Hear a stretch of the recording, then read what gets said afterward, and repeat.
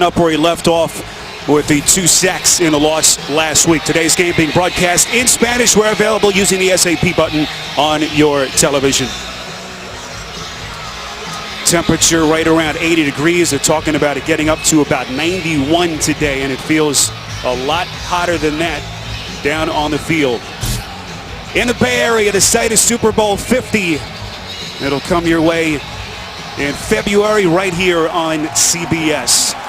Ravens electing to kick, and we're underway from O.co Coliseum. Taiwan Jones watches it go through the back of the end zone off the booming kick from Justin Tucker. So here comes Derek Carr. You see his numbers, Solomon, before he left the game with about 5 minutes left in the second quarter last Sunday against the Bengals. Yeah, they said last week against Cincinnati when everyone sort of came out so flat, even their head coach Jack Del Rio said that we wanted that game so badly, we just didn't come out and play with great execution. Derek Carr says he has to do a better job of staying calm and keeping the guys around him calm as well. Raiders losing last Sunday 33-13 to the Bengals. And Baltimore, of course, that 6-point loss in Denver. Play action from Carr on 1st and 10. That pass is complete. That's the backup tight end, Lee Smith, coming over from Buffalo in the offseason. They pick up 6 offensive starters. That front for Oakland headlined by Rodney Hudson, one of their prized offseason acquisition, coming over from Kansas City in the offseason. And Amari Cooper, the 4th overall pick, 5 catches in his NFL debut last Sunday. Latavius Murray flanking Carr in the backfield on 2nd and 4 from just outside the 25. Quick drop, quick strike is an incomplete pass as Carr trying to find a rookie. Rare drop from the first-year man out of Alabama. Timmy Jernigan making his season debut. Did not play last Sunday. Was out with a knee injury. They'll need him to provide some push up front. And Elvis Dumerville moving over from his spot on the other side of the line. He'll play more of a 3-down situational defensive football. And Jimmy Smith, one of the few bright spots in that loss in Denver last Sunday, had that 24-yard pick 6. Baltimore's lone touchdown in that loss. 3rd and 4 after the incompletion. Carr once again from the gun. Carr all day to throw. Finds his man. It's the tight end, Michael Rivera. Very close to that 1st down marker. Needed to get right to the 30. And the official is signaling 1st down Raiders. And Spiro, you can see they want to get these tight ends involved early in the offense here today. You see Rivera lining up in the backfield. He checks out number 81. And so already Lee Smith with 1 reception, and then Rivera, the 2nd reception of the game from Derek Carr. So they want to get the tight ends going. I expect them to get a lot of action today. Oakland's offense struggling to say the least. Last Sunday did not run a play inside Bengals territory until the 4th quarter. Carr just gets it off with the play clock winding down. His 1st down pass over the middle is incomplete. Once again, unable to find Cooper.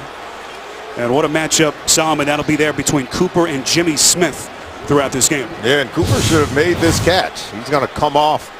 And so the rookie has put another one on the ground. Dropped the first one thrown to him. You can see that one's right in there. Of course, Jimmy Smith was able to come over, I think, get a hand in. But a couple of drops here today, and you can see what the Raiders have done. Last season, they put it on the ground almost more than any other team. Looks like Cooper is bothered by something. Comes off the field here on 2nd and 10. And that play clock already winding down. You see Carr barking to get his teammates at the line of scrimmage. Little trickery here. This is Latavius Murray on his 1st rush. Baltimore defensive front unfooled. And it'll be 3rd down coming up. Tackle made by Jimmy Smith.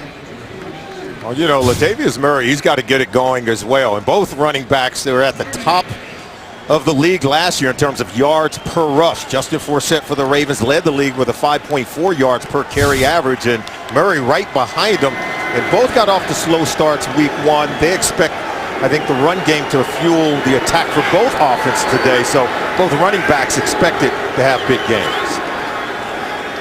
3rd and 8. Carr feeling pressure in front of him. Has his man. It's Cooper. Cooper inside the 10. Into the end zone for the Raiders. Touchdown. 68 yards as Oakland strikes first. How about the rookie Amari Cooper? Dropped his first 2 balls thrown to him today, and then on the third one, it's a jar. It's on a big-time post-pattern route, and then watch the throw from Derek Carr. He drops it right over in this area of the field. So the route is well run. He's working man-to-man coverage against Jimmy Smith, and you can see he beat him at the line of scrimmage and then pulled away.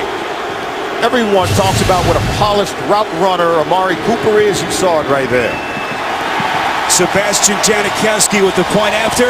Jimmy Smith, one of the people who talked about the rookie's route running as he gets beat early in this game, something you rarely see against Jimmy Smith.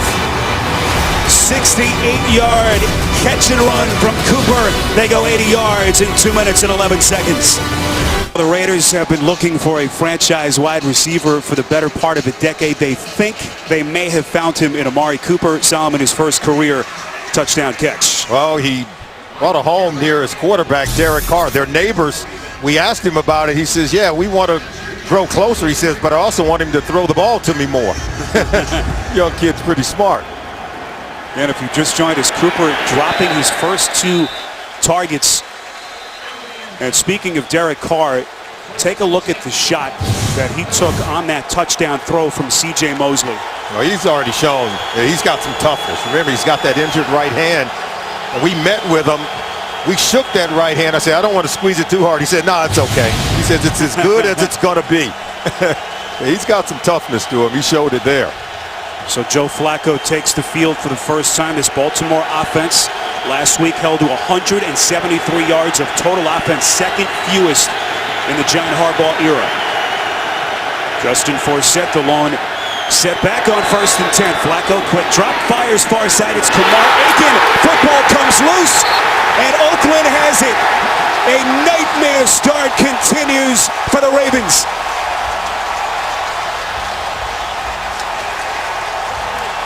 And this is the exact opposite of what the Raiders did last week in their season opener against Cincinnati when they got off to a slow start. But today, they're on fire. And there you can see, close it in. This is Carey against Kamar Aiken. The ball pops out. You can see they're able to recover it. Middle linebacker Curtis Lofton, number 50, comes over. There's the tackle on Curry on Aiken. Ball comes out. Lofton scoops it up. So the offense comes out, puts points on the board, and the defense comes out, creates a turnover to put the offense on a short field. All the talk this week about how vulnerable that Raiders secondary is. Charles Woodson, who is active and will play today with that dislocated shoulder. Of course, Nate Allen lost to that short-term IR, going down with a knee injury last Sunday, but so far so good. 1st and 10, short field for Carr in the Raiders offense. Carr slings it near side end zone. Contact, and there's the penalty marker. Michael Crabtree, the intended receiver. Kendrick Lewis, the man on the coverage. Yeah, Lewis is matched up against Crabtree. Their feet get tangled up, and so the official's going to talk about it. Pete Morelli is our referee. Pass interference, 23 defense, automatic, first down. So Kendrick Lewis, one of the Ravens offseason acquisitions in free agency from Houston, penalized in a big one against the Ravens. This is more, look at the left hand of Lewis. See right there? He sort of hooked Crabtree around the waist. That caused him to stumble more than anything else. The officials were aware of it, penalized the defensive back. 22-yard penalty. And this started about as bad as anyone could have anticipated for the Ravens. 1st and goal, draw play. Murray going right up the gut, inches inside the 5. And his forward progress takes him to the 4. It'll be 2nd and goal.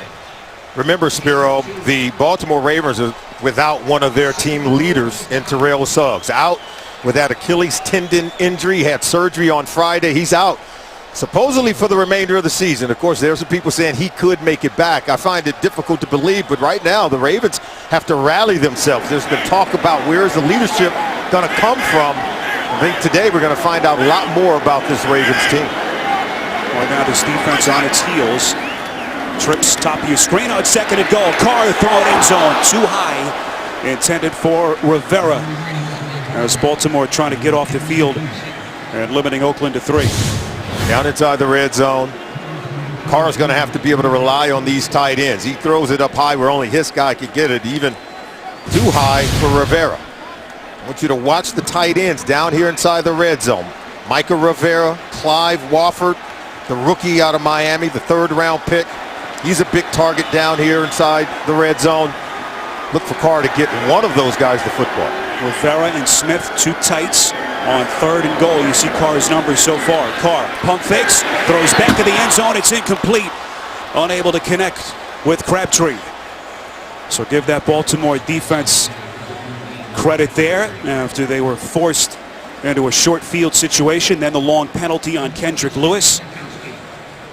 They'll hold Baltimore to a field goal attempt. Oh, here's an offense here or in Oakland, I should say. Yeah, here's an offense in Oakland. They didn't even see the red zone until the 4th quarter of their week 1 game against Cincinnati last week. Now already potentially 10 points on the board so quickly in week 2. 23-yard chip shot attempt from Janikowski is perfect.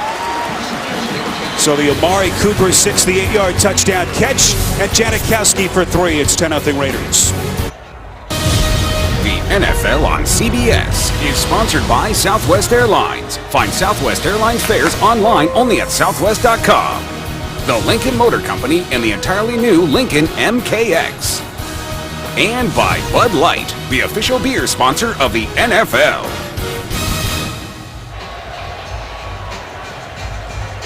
Raiders fans having a good old time in the black hole, already up on the Ravens 10-0 as we play with 11:44 in this opening quarter. Spiro Dedes, Solomon Wilcott, Scott Kaplan, rest of our CBS crew from O.co Coliseum. Long touchdown throw if you've just joined us. Derek Carr to the rookie out of Alabama, Amari Cooper. And then the fumble by Kamar Aiken, recovered by Oakland. And a 23-yard field goal by Janikowski tacks on 3 more. Here is Michael Campanaro, crosses the 20, out past the 25 and close to the 30-yard line. Nice return. Solomon, we revisit some of our storylines between Oakland and Baltimore. These are some of the things we asked ourselves coming into today's game. Can the Ravens rediscover their run game with Justin Forsett? And can Derek Carr and Amari Cooper deliver in today's game on such promise of being first-round picks? And we didn't know they would answer so quickly on that big 68-yard touchdown strike from Derek Carr to Amari Cooper, already paying huge dividends.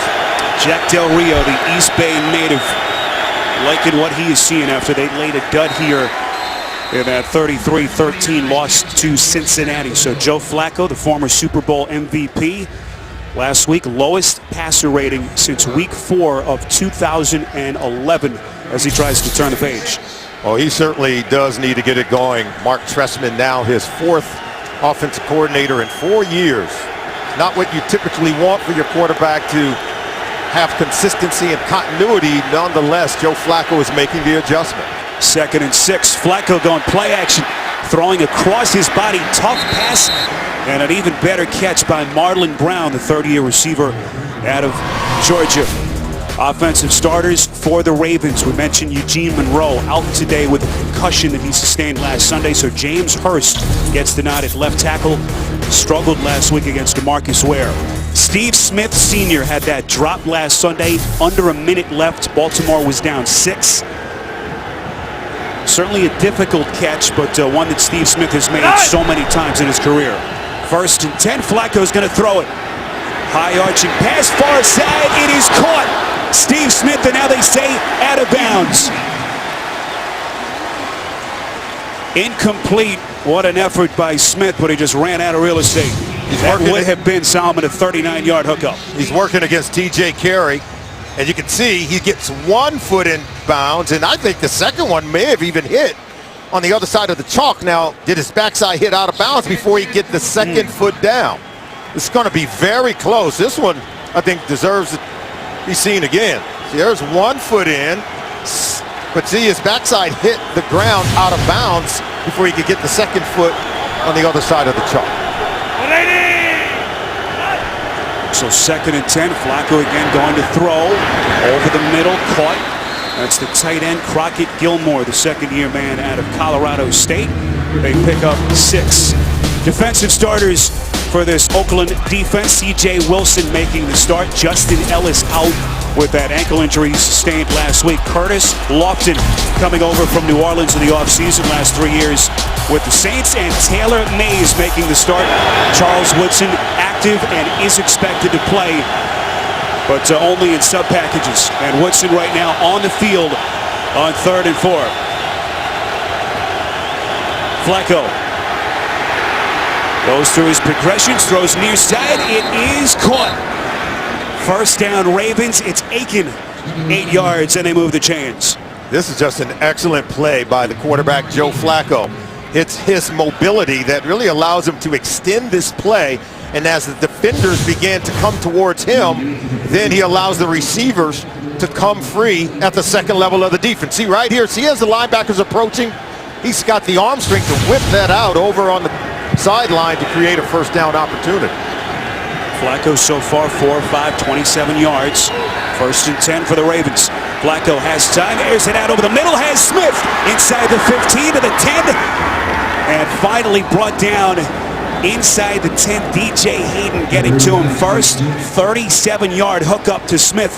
It'll be 1st and goal Ravens. This is an incredible throw from Joe Flacco. Watch him get it over the hands of the defender right there, right into the hands of Steve Smith Sr., who was able to snap that ball right out of midair. Look, he just grabbed that one so quickly before the defenders even knew what happened. Great throw, even better catch. Steve Smith, who has announced this is his final NFL season. Last year, his 8th 1,000-yard season in the NFL. What a career he has had. 1st and goal. They keep it on the ground. On that 1st and goal run. Minimal pickup as Forsett is dumped down right over center. And here comes Smith. Spiro, the Baltimore Ravens, spent the entire week out here on the West Coast in San Jose, California. Many of the players talked about the fact that, they were up early in the morning. They would wake up about 4 a.m. Had to wonder if they slept in here today after getting off to such a slow start. But now in this possession, Joe Flacco appears to be wide awake, and Steve Smith Sr., he appears to be ready to play as well. Saw Ken Norton, the Raiders defensive coordinator. 2nd and goal. Little fade pass near side. Flacco trying to find Smith.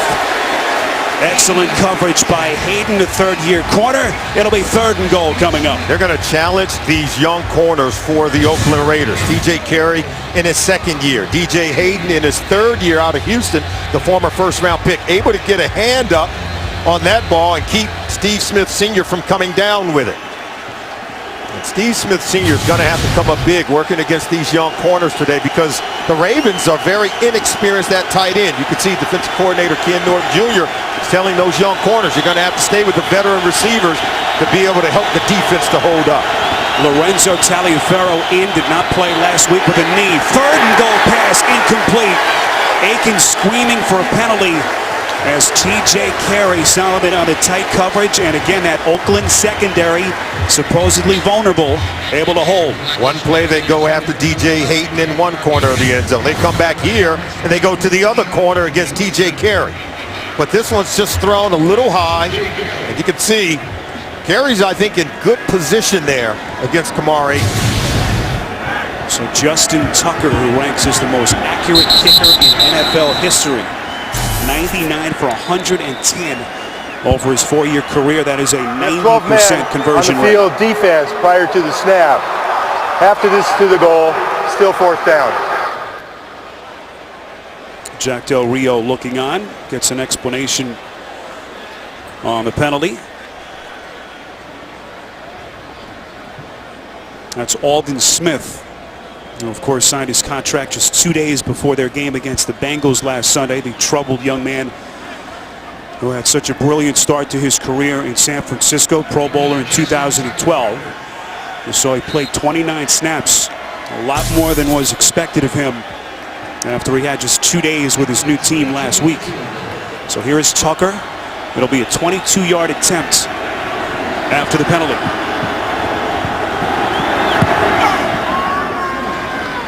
Morgan Cox with a nice snap, and Tucker able to do the rest. So that Ravens drive stalls, but they get on the board down 7. 2 in the NFL continues with Sunday Night Football on NBC. Tomorrow, Monday Night Football on ESPN. A good one.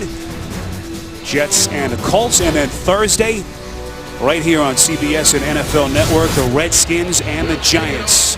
Washington looking awfully impressive in their game earlier today. You see the Baltimore scoring drive, 66 yards, 10 plays, and the 22-yard field goal by Justin Tucker.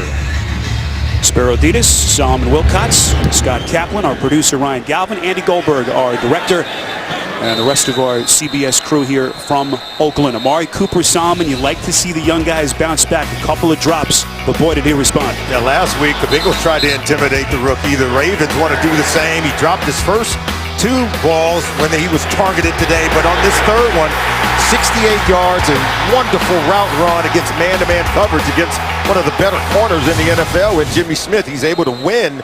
And so when you talk about Amari Cooper, everyone talks about how polished he is in terms of his route running ability, his ability to create yards after the catch. And how about this? He can sight adjust, read coverages, and adjust his routes accordingly.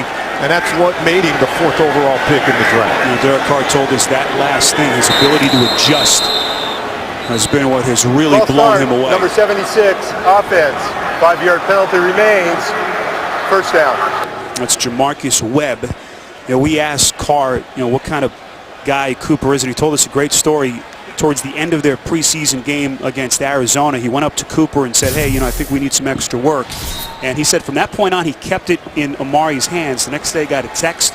Cooper asked him if he was still interested, and Derek said, yeah, sure, let's go. And Amari said, well, I'm already on my way. And they went up the street, threw some balls. He mentioned that Cooper got a place right next door to Carr. And it just shows you what kind of work ethic this young man has. 1st and 15 after the penalty. Latavius Murray with a pickup of 4. Lawrence Guy on the tackle. Yeah, Amari Cooper is one of those players that came out of Alabama. And day one, we set foot on campus in Tuscaloosa. He was immediately a hit. He immediately produced as a true freshman. And after 3 years, he comes out. He's a first-round pick. And we talked to him about the speed and the intensity of the game. He said it spiked tremendously from preseason to regular season last week. And you could tell he's hit the ground running here today. 2nd and 11. Play action from Carr. Strikes over the middle to Crabtree. Breaks a tackle. Crosses the 30. C.J. Mosley on the tackle. 12 yards and a Raiders first down. Well, here was Amari Cooper in that game last Sunday. The hit from George Iloka. You see him step over Cooper. It drew an unsportsmanlike penalty, 15 yards. And then Cooper tangled up with Adam Jones.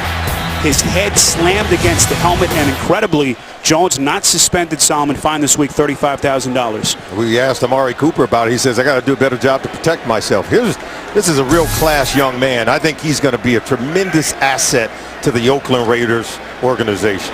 Even John Harbaugh took offense with that behavior from Jones last Sunday. First down pass from Carr, caught by Crabtree, and one in addition, Crabtree has been and will be Solomon for this Oakland offense to try to give some support to Cooper as a penalty marker is thrown. Again, Pete Morelli is our referee.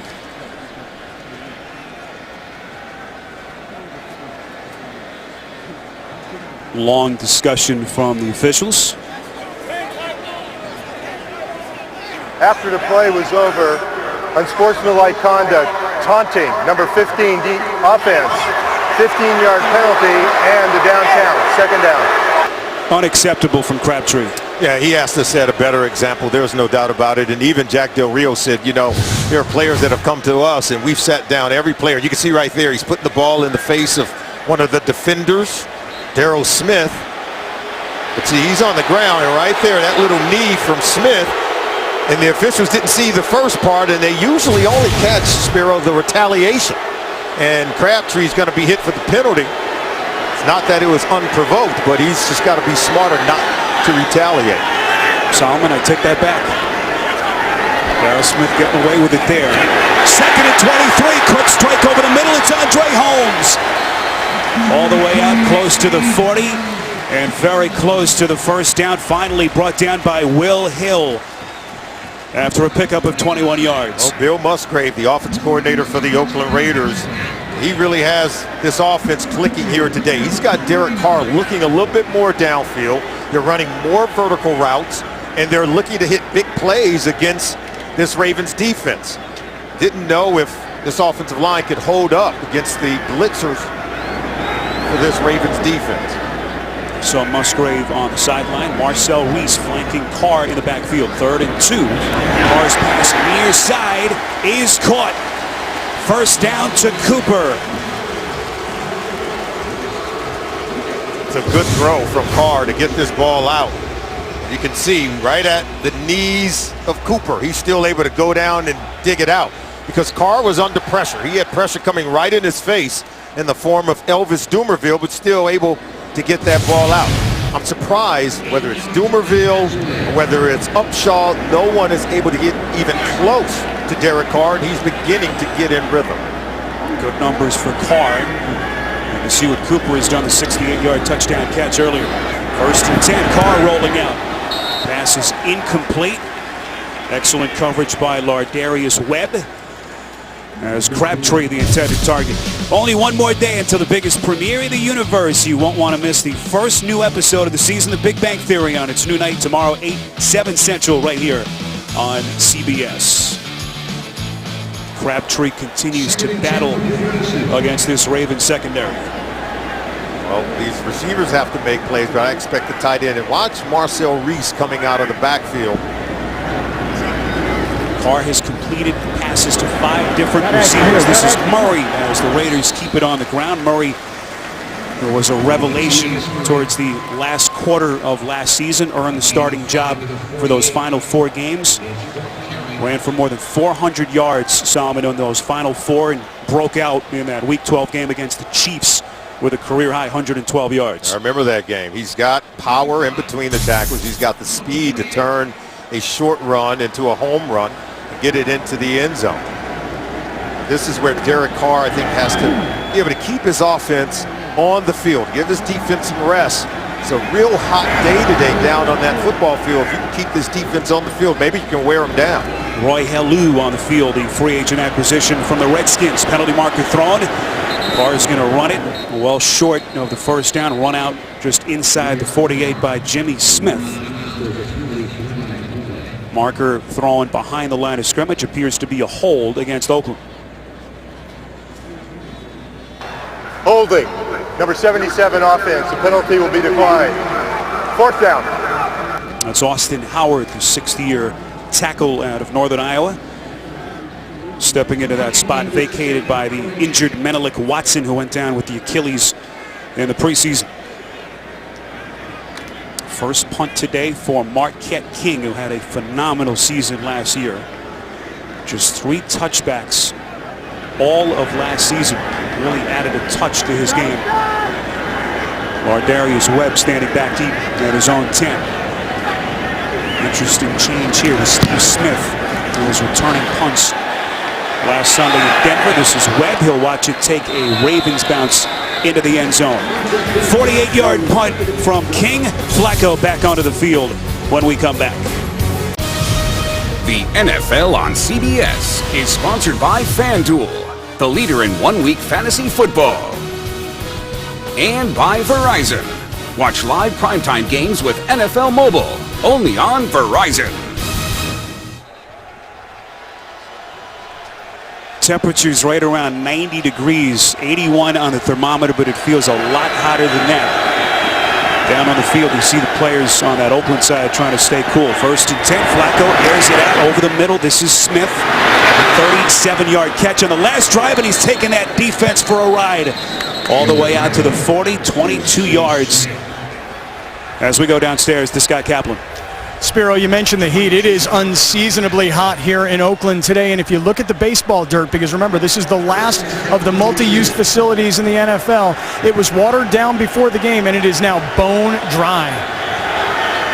Scott, thanks. You see some of that infield dirt getting chewed up here. 1st and 10. This is Forsett, penalty marker thrown right after the ball was snapped. And here's Pete Morelli. Offside. number 96, defense lined up in the neutral zone. 5-yard penalty remains. First down. It's Danico Autry, the second-year backup defensive lineman out of Mississippi State. Salmon, you've played in that heat.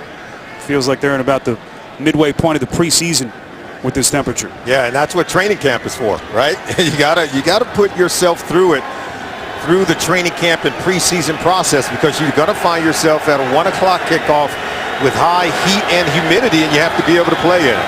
1st and 5 after the penalty. Play action from Flacco. Again, tough throw across his body. This is the rookie tight end Max Williams, who they took 55th overall out of the NFL draft. 8-yard pass play and a Ravens first down. They needed that one badly. Yeah, you know, last week this Baltimore Ravens offense really struggled to get on track. They didn't score a touchdown last week, and they only had one pass play of 20 yards or more. Today, already in the first quarter, they have a pass play of 37 yards to Steve Smith Sr., and they also have a pass play to Steve Smith of 22 yards. So they continue to rack up yards. They're going to challenge this Raiders secondary right now. Joe Flacco is having his way.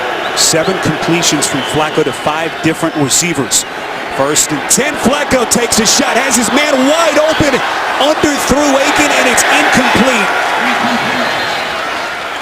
Aiken had about 4 steps on his man TJ Carey, and Flacco just missed him. Joe Flacco's got to be upset with himself on this one, because no one in this league throws a better deep ball than Joe Flacco. Clearly underthrows Kamar Aiken. He can't stop himself to come back to it, and Flacco's just got to throw this one out in front of him. He sort of laid it up because Kamar Aiken was so wide open on that play.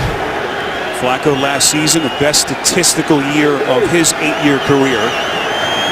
Highest scoring offense in Ravens history, over 25 points. And a record in total offense per game. 2nd and 10 for a set. Scooting his way across the 35 down to the 30. And a 16-yard first down run. Charles Woodson playing with that dislocated shoulder on the tackle. Spiro, they changed offense coordinators, but they kept the same zone running system that allowed Justin Forsett to average 5.4 yards per carry 1 year ago, best in the NFL. And you can see now he's starting to get some rhythm. If he can get to the edge and get to the second level, that's when you see this offense truly come alive. 1st and 10.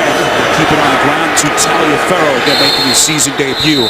What a story Forsett was last year. Began the year as their 3rd-string running back, a journeyman before last season, and then of course everything changed. Had the year of his life, nearly 1,300 yards rushing. You go back to 2012 when the Ravens won the Super Bowl. Remember, they began the year with their offensive coordinator was Cam Cameron. Then Jim Caldwell became the coordinator, and they got hot offensively for their head coach John Harbaugh, and then Gary Kubiak, and now Mark Trestman. So they've had some good coordinators, and Joe Flacco's had to learn a lot over the years. Final play of the quarter, quick strike over the middle. It's caught. Gilmore into the end zone for the Ravens touchdown. 26 yards on a catch and run as Baltimore with its first offensive touchdown of the season. Well, they're in a single high safety. That means there's going to be some opportunities to throw the ball in the seam. There's a single high safety, and that's going to be Charles Woodson. And then you can see the tight end. He's just going to get into the seam. They don't jam him. They don't disrupt his route. Look, he's so wide open. You or I could have made that throw. Well, maybe I could have. I'm giving you the benefit of the doubt as well, Spiro. But that was an excellent read by Joe Flacco on the single high look, and then just an easy throw for the touchdown. Well, you knew the Ravens wanted to incorporate the tight ends a lot more than they did last week. This Oakland defense so vulnerable against the tight ends in their loss against Cincinnati. Tyler Eifert running wild on him. And Gilmore burns him here for the 26-yard touchdown catch. Point after from Tucker is good, and we are tied as we reach the end of the first. 10-10. We'll return to Oakland after these messages. You're watching the NFL on CBS, home of Super Bowl 50.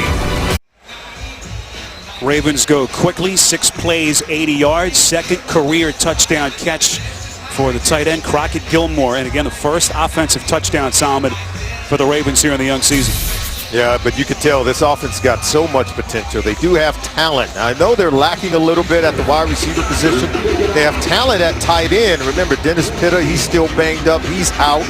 And Max Williams was slowed by injuries throughout the preseason. So Gilmore is giving them something at that position. Pitta, of course, is such a huge target for Flacco. Multiple fractures to his hip. Taiwan Jones watches that through the back of the end zone. All tied at 10 on CBS. Tomorrow on CBS, the geniuses from last season's hit drama are back. Don't miss the season premiere of Scorpion tomorrow at 9/8 Central, only CBS. Ravens with 10 unanswered points. As you see some of the passing leaders around the NFL in week 2, a huge win for Tom Brady and the Patriots as New England rolls into Buffalo.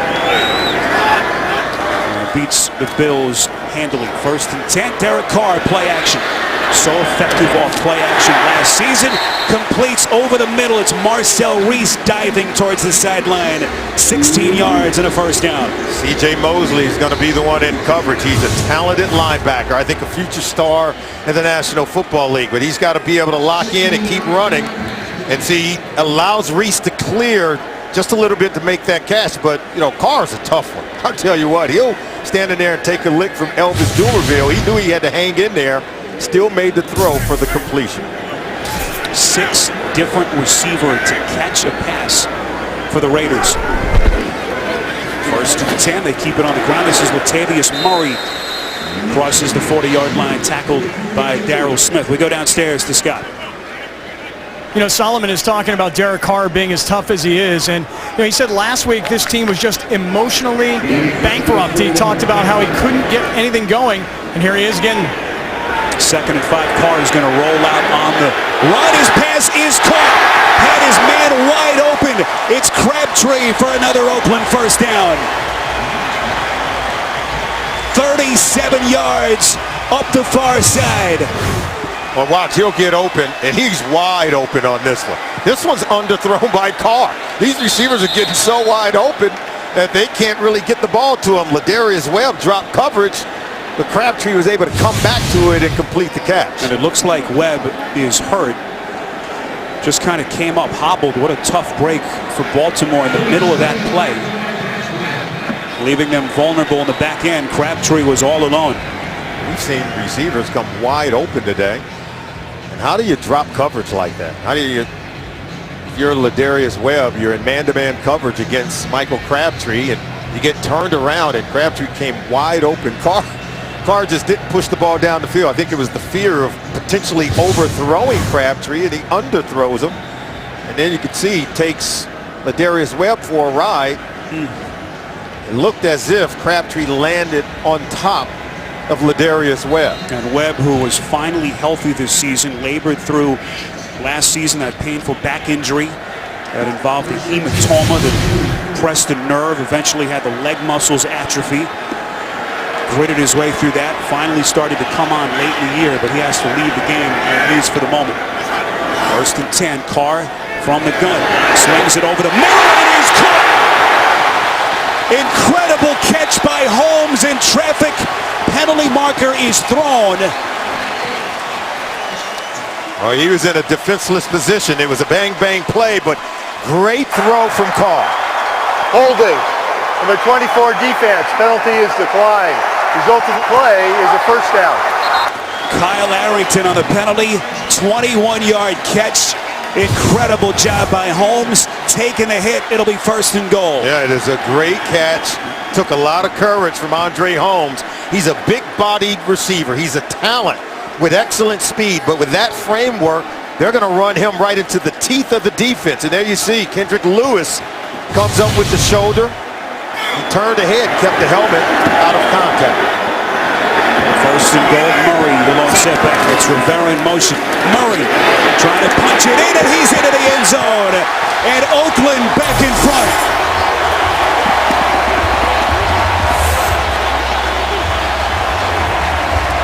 On the strength of their quarterback, Derek Carr, they came marching right back down the field to answer that score from Joe Flacco and the Baltimore Ravens. And now they get in and around the goal line. They power it in.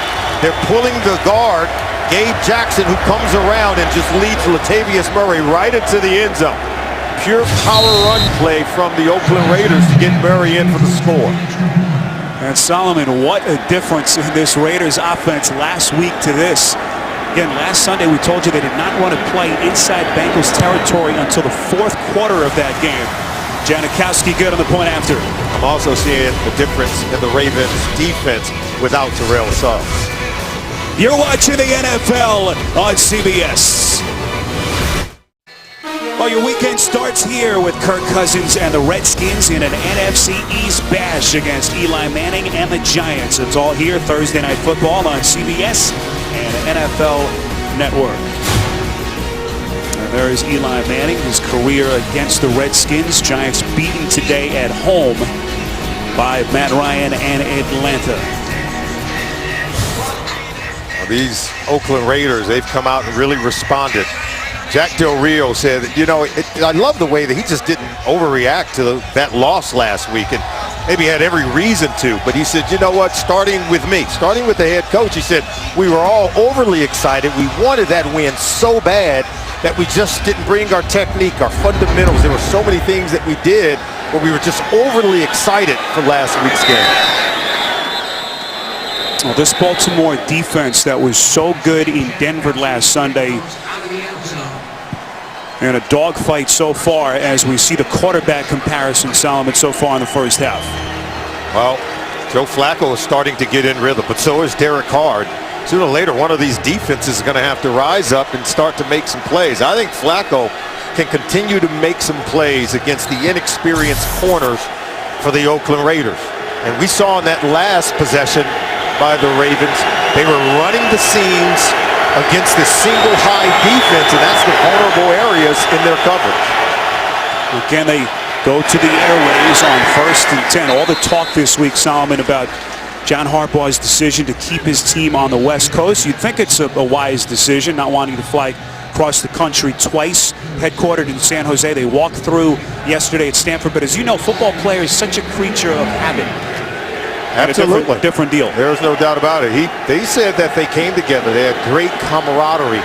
But many of the players said, hey, just the sheer time difference allowed them to be up way earlier than they even wanted to be. 2nd and 7 for Set, getting close to the 30-yard line. Jimmy Smith said he was in bed real early, up at around 4 o'clock in the morning. His sleeping patterns were a little bit jumbled up. But as you said, a chance for the guys to hang out and almost like a college atmosphere for them. I think John Harbaugh put it best. He said the wisdom is in the results. He said we'll know if we did the right thing, the way we come out and play, and if we win, then we know we did the right thing. Ravens go 3 tight ends. It's a quarterback sneak from Flacco, 3rd and a short one. They needed to get to the 30, and I don't think he got it. 4th down. Now this is where the Ravens really need their run game to show up. They're playing with 2 inexperienced right tackles. They go off the right side behind their guard, Marshall Yanda. He's the best player on that offensive line. It's a quarterback sneak, and you can see Flacco gets knocked backwards. Marshall Yanda is trying to get some push, some movement up front, but very stout Raiders defense. And now on 4th down, looks like the Ravens are going to go for it. Solomon, do you like this decision? They're running out of time. They're going to snap the ball very quickly. Okay, they reset the clock. 4th down and inches. Pitch play for Set. Can he get to the edge? Beating Lofton. What an effort by Forsett. Getting the 1st down for the Ravens. No signal yet. Certainly appeared as though he had it. Before they even signal, I want to answer your question. I don't think they should have gone for it. I would have preferred to see them punt, because I think the defense has got to show up and start to make some plays. It looks like they may get it. And it is a 1st down, so John Harbaugh rolling the dice, trying to give his team a shot in the arm, and Forsett rewards him. Javaris Allen, the rookie running back out of Southern Cal, their 4th-round pick, on the field for the first time. Flacco play action over the middle. It's caught. 1st down and more. Gilmore, who had the the tight end earlier inside the 35 and close to the 30 of Oakland territory. 38-yard catch and run, and what a half so far for Gilmore. And again, it's single high safety. That's going to be Charles Woodson, and then you see Gilmore come across. Now watch Woodson. You know, he's dealing with a separated shoulder. He doesn't want to make the tackle. And look, right there, he's got to be able to make the tackle. He misses on Gilmore, who was actually lined up at the bottom of the screen. Thought he was coming across the formation, but if you're Woodson, you've got to be able to make that tackle. Don't allow yards after the catch. Gilmore, who last year as a rookie had just 10 catches all season. Today, 3 catches, 70 yards, including the 26-yard touchdown. 12 men on defense, 5-yard penalty, still first down. Well, now Ken Norton Jr. This defense in some disarray as Jack Del Rio looks on. Yeah, they got 12 men on the field. Second such penalty against their defense. Norton last 5 years in Seattle as Pete Carroll's linebackers coach trying to revitalize this Raiders defense. 1st and 5 after the penalty. Flacco's got all day. Little sidearm throw to the fullback Kyle Juszczyk. Ducks inside the 20, close to the 16. Another Ravens first down. And suddenly this Baltimore offense, Solomon, has it going. 11 yards to Juszczyk. But if you notice, Joe Flacco's got all day to stand in the pocket, find time to throw the ball. This offense is really starting to heat up. Joe Flacco's getting warm. He's challenging the Raiders defense. They're not doing any kind of job in terms of generating a pass rush to get pressure and move Joe Flacco out of the pocket. Allen the lone setback. Here's the rookie. Breaking the initial tackle, tripped up by Taylor Mays, who was re-signed by Oakland this week. Released by Jack Del Rio at the end of the preseason, but Nate Allen, as we told you, out on the short-term IR, so Mays gets another shot and comes up with the tackle. Yeah, and this is a new scheme, remember, brought in by their defensive coordinator, Ken Norton Jr., brought in that 4-3 scheme from Seattle. We see Earl Thomas on the back end of that defense. Charles Woodson's playing that same position, but you can tell they're just not in sync. 8th play of the drive, they started from their own 20. Quick strike over the middle, that's Allen again. And brought down right after the catch. They pick up 2. It'll be 3rd down coming up. And when we talked to Charles Woodson, he said that the defensive scheme that brought in by Ken Norton Jr. is very basic, but yet and still all 11 guys have to be able to play fast. They've got to be able to really understand the scheme and know where they're supposed to be. So I think they lack just a great understanding in terms of experience within this system, and that's what Ken Norton Jr. is fighting against. Inexperienced players within his system. It's going to take some time for it to gel. Looks like a timeout was taken by Oakland. Well, they've had some confusion trying to get themselves set. They burned their first timeout. The NFL on CBS is sponsored by Hyundai, an official sponsor of the NFL. State Farm. Find your agent at statefarm.com. And by Just for Men Mustache and Beard, your best beard ever. 3rd and 3.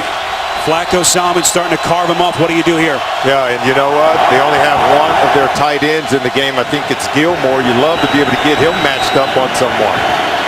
Lorenzo Taliaferro flanking Flacco on 3rd and 3. Raiders coming. Quick strike. It's Gilmore inside the 5. He'll have the first down. He's still going, and he's into the end zone. Monstrous effort from Gilmore. His 2nd touchdown catch. 14 yards from Flacco, and Baltimore on the verge of tying it. This is an offense. They're struggling at the wide receiver position, but watch Gilmore. He is a great matchup. He goes 6'6", 250. Now watch him finish off this catch. Curtis Lofton can't get him down on the ground. DJ Hayden can't get him down on the ground. He drags 2 Oakland Raider defenders into the end zone. Big, strong, powerful, perfect matchup against linebackers and defensive backs. What an added layer Gilmore would give Flacco in this offense if he could keep this kind of production up. As Tucker's point after from 33 yards is good. These two offenses starting to pick up some steam. All tied at 17. You're watching the NFL on CBS. Season's Cooking Matters at the Davis Street Family Resource Center. They participated in after-school cooking classes with 25 bilingual students to cook healthy alternatives to traditional Hispanic meals and learn healthy eating techniques. Classes taught in both Spanish and English. And Jack Del Rio coaching his hometown team right here from the East Bay. Starred at Hayward High School, one of their top all-time football players. Waited 4 years to get his next shot at a head coaching job. And what a start for them here in week number 2 as the Ravens able to answer and tie this game at 17. We go downstairs again to Scott Kaplan. Spiro and Solomon, both of these offenses moving the ball very well, but defensively, both teams seem to be struggling. I think you can deduce on the Baltimore side, the loss of Terrell Suggs is a really, really big deal. On the Oakland side, Aldon Smith is getting a lot more playing time in for Ray Armstrong at the outside linebacker position. He's only been here a short period of time. So on the Oakland side, when you consider new coaching, a lot of new players, a whole new system, we understand a little bit of why Oakland is struggling defensively. Heck of a learning curve, Scott. Smith still has to deal with the arraignment in early October. Right now focused on football, getting extensive time. This is Amari Cooper who had the long 68-yard touchdown catch in the first quarter, making guys miss. 8 yards, finally stopped by Elvis Dumerville. And there you see some of the abilities we talked about with Amari Cooper. He's very smooth, very polished, and now you're going to see a penalty flag go up because there's a skirmish down on the field. But you saw Cooper creating yards after the catch, even breaking tackles to create yards after contact. After the play was over, personal foul, unnecessary roughness, late hit, number 22, defense. 15-yard penalty, automatic first down. More Jimmy Smith having a rough first half. He was beat on the touchdown by Cooper early, and Solomon a huge penalty on Smith right there. Yeah, Smith's got to be able to keep his cool. Remember, he was lost to a foot injury midway point through last year, ended his season. I thought he was shaping up to be one of the elite corners in the National Football League. He told us yesterday, he says, well, not quite 100%, but he still can play at a very high level, but he's got to play with a calmer head and with more consistency. Foot sprain last season ended his year after just 8 games. Quick strike. This is Cooper. Catch and run on the 1st and 10 pass. Will Hill able to force him out of bounds. 6-yard catch from Cooper. Well, these two, Solomon, they've been looking for a franchise quarterback and a wide receiver, and they certainly hope that they have their tandem in Carr and Cooper. And what did Jack Del Rio tell us about his quarterback and wide receiver tandem? He said these are foundational players that the Raiders organization will be able to build upon, not simply because of their talent. I think that's a plus, but just the way they carry themselves within and outside of the building. 2nd and 4. Here's Tywan Jones able to sneak his way just inside Ravens territory, and now the physical play after the whistle continuing. We saw Donald Penn trying to come to the defense of his teammates. It'll be 3rd and short coming up as they mark it just inside that Ravens side of the field. Well, guys have to be able to keep their calm, and Jack Del Rio talks about his players not getting overexcited. They wanted to really be able to calm themselves today and not be overly excited. Today was really about execution and being able to go out and make plays. No penalty markers gone, so it's a 3rd and 2. Carr works from the shotgun where he has been so effective. Quick strike, far side. It's Jones. Split out at the top of your screen by their coordinator, Bill Musgrave. And Musgrave, that new offense, quick up-tempo, very similar, Solomon, to what Carr ran at Fresno State. Yeah, and there's C.J. Mosley, very active in Denver 1 week ago. And, he's one of those players that I expect to be one of the next great players in a long lineage of great defensive players for the Baltimore Ravens. Last year was a first-round pick, and had it not been for Aaron Donald of the St. Louis Rams winning Rookie of the Year on the defensive side of the ball, I think C.J. Mosley would have been an easy pick. Made the first rookie team last year, was just a real phenomenal player. There's Murray the burst on 1st and 10. Mosley, first Ravens rookie, voted to the Pro Bowl last season. Albert McClellan on the tackle, a pickup of 8. Take a look. There's Darryl Smith, C.J. Mosley coming downhill, be able to make that tackle. No yards after contact. He's a sure tackler, something we saw last week when he was all over the field in that game in Denver. 2nd and 3, Carr getting the football out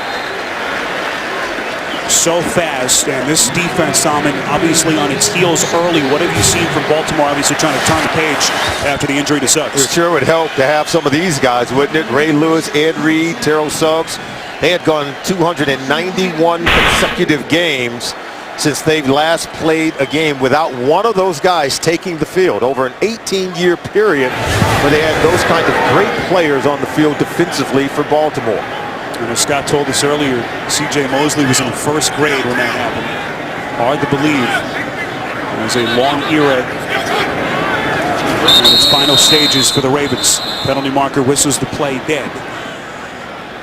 Raiders have avoided penalties so far. 72 offense, 5-yard penalty. As John Remains first Penn down. called on a false start. Penn, who was so excellent protecting Carr's blind side last season, today making his 126th consecutive start. Well, this Raiders offensive line is beginning to improve. They're doing such a good job. They're protecting their quarterback, Derek Carr, who's completed 7 consecutive passes. Oh, he's starting to get hot. 7th play of the drive. This will be a 1st and 15. Look to Jones and airs it out near side. It's incomplete. Intended for Andre Holmes, who had that incredible catch earlier in the half. Or Darius Webb, who left the game earlier with an injury, back on the coverage. And Holmes is a very impressive looking receiver. They've got some talented players on this Raiders team. It's really now, I think, about keeping a coaching staff together that allows these players to play in the same system year in and year out and begin to build a great foundation with this team that we've seen them go through a lot of coaches over the last decade or so. I think Jack Del Rio's got to be here to stay. Allow him time to really build a football team and a system that these players can grow in. 2nd and 15. Carr completes, make it 8. Or I should say after that last incompletion. Completes again. It completed 7 straight before that incompletion to Holmes. That time able to connect with Cooper for 5 yards. Well, we came in asking, could Amari Cooper, Derek Carr, live up to promise. So far, they're off to a good start today. Cooper's got 5 catches, 95 yards, almost his first 100-yard receiving game of his career and only his 2nd career game. Biletnikoff Award winner, rewrote the record books for wide receivers at Alabama. And a member of that national championship team 2 years ago with C.J. Mosley. 3rd and 10. Carr backpedaling, completes over the middle. That's the tight end, the rookie Clive Walford, the 3rd-round pick out of Miami, who played 24 snaps in his NFL debut last week. That time they pick up 4, but well short of the 1st down. Wofford's one of those promising tight ends. I think along with Rivera and Lee Smith, you couple in the fullback, Marcel Reese. Tremendous check down outlets for their quarterback. They're going to have to settle for a field goal, but right now both teams are doing a good job of getting productive points out of each possession. 46-yard attempt from Janikowski. 16th NFL season. You see the play clock winding down. The Raiders forced to burn a timeout. That'll be their 2nd. So a chance for Janikowski to think about it a little bit with this game tied at 17. Well, fans, you can replay every game from the 2015 season on demand with NFL Game Pass. Visit NFL.com/Game Pass and start your free trial today. We're in Oakland, O.co Coliseum. Temperatures right around 90 degrees on a hot and hazy Bay Area day. You see some of the statistical numbers. And we have had some fireworks, Solomon, so far in this 1st half. And they all have come by way of the passing game. The quarterbacks have gotten hot. The running games haven't really, taken flight and began to turn out yards. But the receivers, whether it's Amari Cooper, Steve Smith Sr., and the tight ends, I think on both teams are being very productive. Gilmore, tight end for the Ravens, he already has 2 touchdown receptions from Joe Flacco. had won all of last season as a rookie. Gilmore so far 4 catches, 79 yards in this game, and 16 different receivers between the two teams have caught a pass. 46-yard attempt from Janikowski, and he is perfect. So the Raiders and the Ravens going back and forth. We reached the 2-minute warning in Oakland. You're watching the NFL on CBS. Well, both the Raiders and the Ravens trying to break through at 0-1 here in week 2. And this one big for both teams for obvious reasons. But if you look at the Ravens after today, Solomon, they face their 2 biggest division rivals, Cincinnati and Pittsburgh, over a 5-day span beginning next Sunday, putting even more pressure on them to get that win here today. Yeah, you can ill afford to get off to that 0-2 start and dig a huge hole for yourself. Ravens have never started 0-2 under John Harbaugh. That went through the back of the end zone. Flacco with 2 minutes left when we come back. The NFL on CBS is sponsored by FedEx, solutions that matter, and by Under Armour. Rule yourself. I will.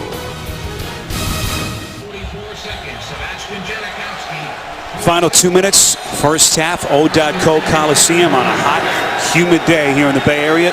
3-point lead for the Raiders. Joe Flacco and the Ravens have all 3 timeouts left. Penalty markers thrown, whistling the play dead. It's against the Ravens. False start, number 80 offense, 5-yard penalty remains, first down. Oakland, Solomon, having all kinds of issues stopping opposing tight ends. We saw Tyler Eifert gash them last week. Cincinnati's tight end, a couple of touchdown catches, and it has been a similar deal today. You saw Crockett Gilmore, a couple of long touchdown catches, having his way with this defense. First and 15 over the middle. It's Gilmore at another marker. False start, number 71 offense, 5-yard penalty, still first down. That's Rick Wagner. Now, last week, you mentioned it, Spiro. This Raiders defense gave up huge plays to Tyler Eifert. The Cincinnati Bengals tight end scored 2 touchdowns already today. Crockett Gilmore has got himself 2 touchdowns against this Raiders defense. So if you're the Raiders, you go in at halftime, you say, you know what, we might want to cover tight ends. We didn't do it week 1, and we're not doing it so far here today. Back-to-back penalties, so first and 20. Ravens backed up. He's trying to gain some positive yardage. Forsett dumped right after the catch. Forced out of bounds by Taylor Mays. No gain as he gets back to the line of scrimmage. Coming up, the Verizon halftime report in New York. JB, Tony, Bart, Boomer, and Coach Cowher will have all the latest scores and highlights, as well as a preview of Thursday Night Football on CBS and NFL Network. All next on the Verizon halftime report. They are getting hot in a black hole. This defense trying to get off the field. Raiders have 1 timeout left. Second and 20.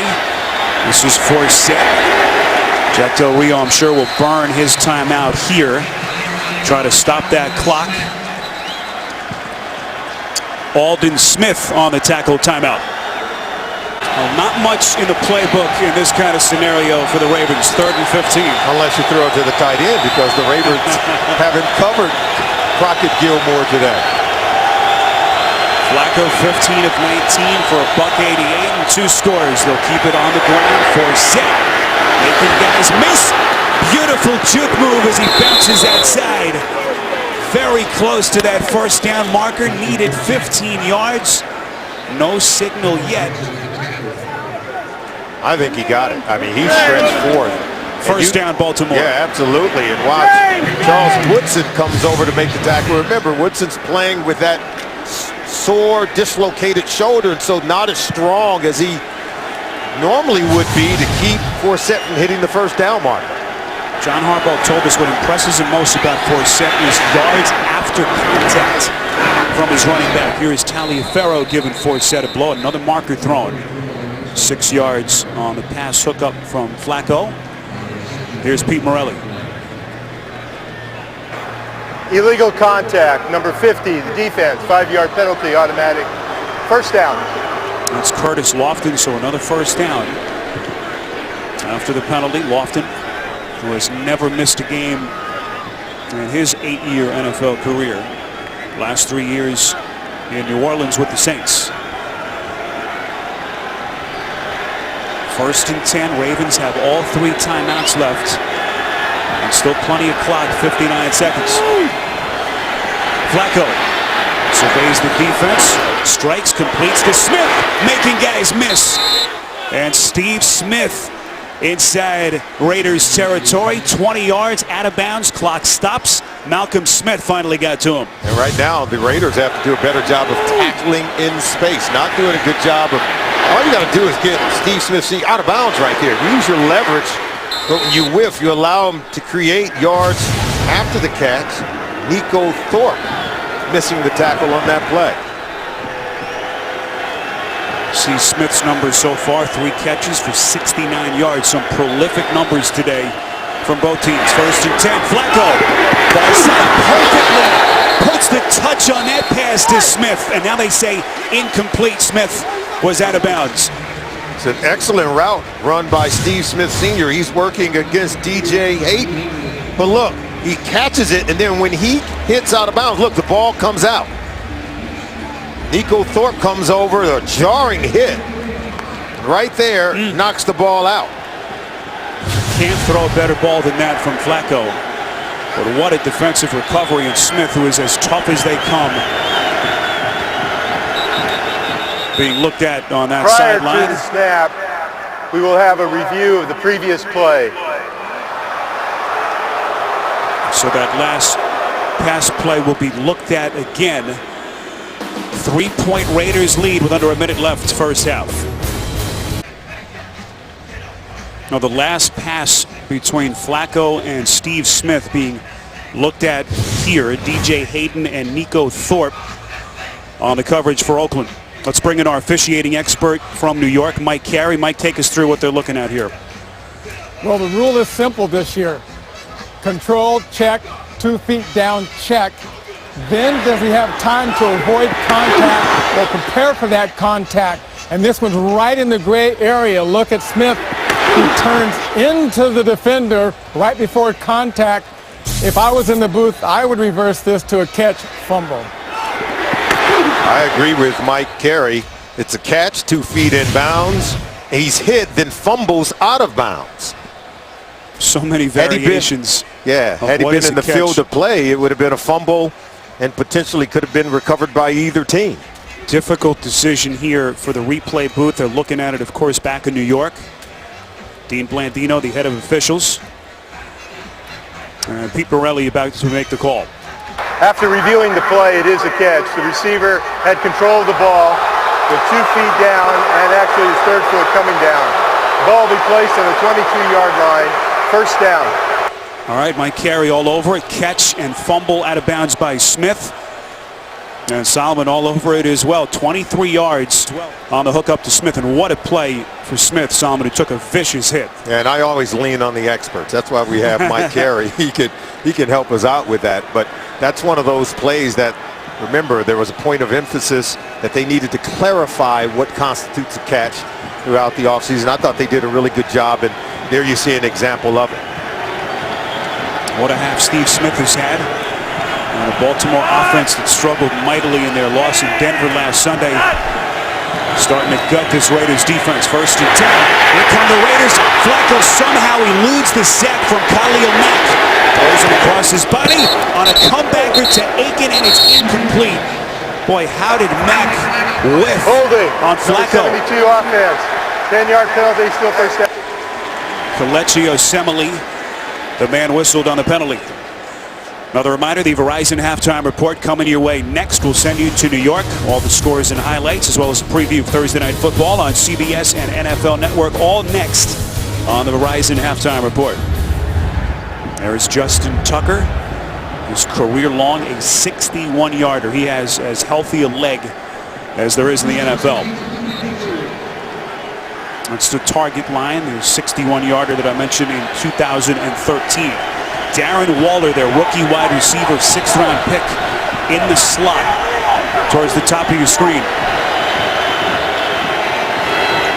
Here's Flacco on 1st and 20. Airs it out. Far side. Incomplete. And trying to locate the rookie Waller. Nico Thorpe, Solomon on the good coverage. It looked like he was in trouble too. All you got to do is fight back to the ball here because Thorpe is playing blind. And you might say, well, why is it that pass interference? Because the ball was so severely underthrown. I think if the receiver worked his way back to the ball, I think contact would have been initiated by Thorpe, and I think the officials have to throw the penalty flag. Oh, can this Oakland defense generate any kind of pass rush? Dormant last week. Nothing so far today. Here's Forsett. So dangerous. Inches close to the 20. Baltimore again still has all 3 of their timeouts. Forsett picks up 11. Larry Asante on the tackle. And now the Ravens will take their first timeout. What a day it's been so far for Steve Smith. Yeah, he needs to come out and make some plays, and boy, did he get it going in the first quarter. Started making plays, and then he's able to shake loose from defenders, break tackles. A 15-year veteran out here on this hot and humid day and still making plays in his home state of California. He's beaten the Ravens secondary repeatedly. 4 catches, 92 yards, yet to get into the end zone. You know, he only 2 catches 1 week ago in Denver. He came in here determined to have a big game here today. He was targeted 7 times in that loss in Denver last Sunday by Flacco. But a far different set of results, at least through 1 half here. Where does John Harbaugh's offense go on 3rd and 9 with 24 seconds left? Flacco has time, throws it far side, it's intercepted. Malcolm Smith on the pick, but a penalty marker coming in after it was taken. Ravens pointing in the direction of Oakland. Holding, number 53 defense, 5-yard penalty. Automatic first down from the previous spot. It's on Smith. Oh, he was in coverage on the play. He gets his head around. He's able to make a play. There he is right here, and you're going to see him against Gilmore. Watching against number 80. Right there, I think, is where they may have caught it. See, he gets his head around. I don't know that he inhibited in any way, shape, or form Gilmore from running away from him. He sort of had his hand on his back, sort of as a hand check. But I thought that was a great play by Malcolm Smith, and I disagree with the call. 1st and 10 after the penalty. Flacco throwing far side. It is incomplete.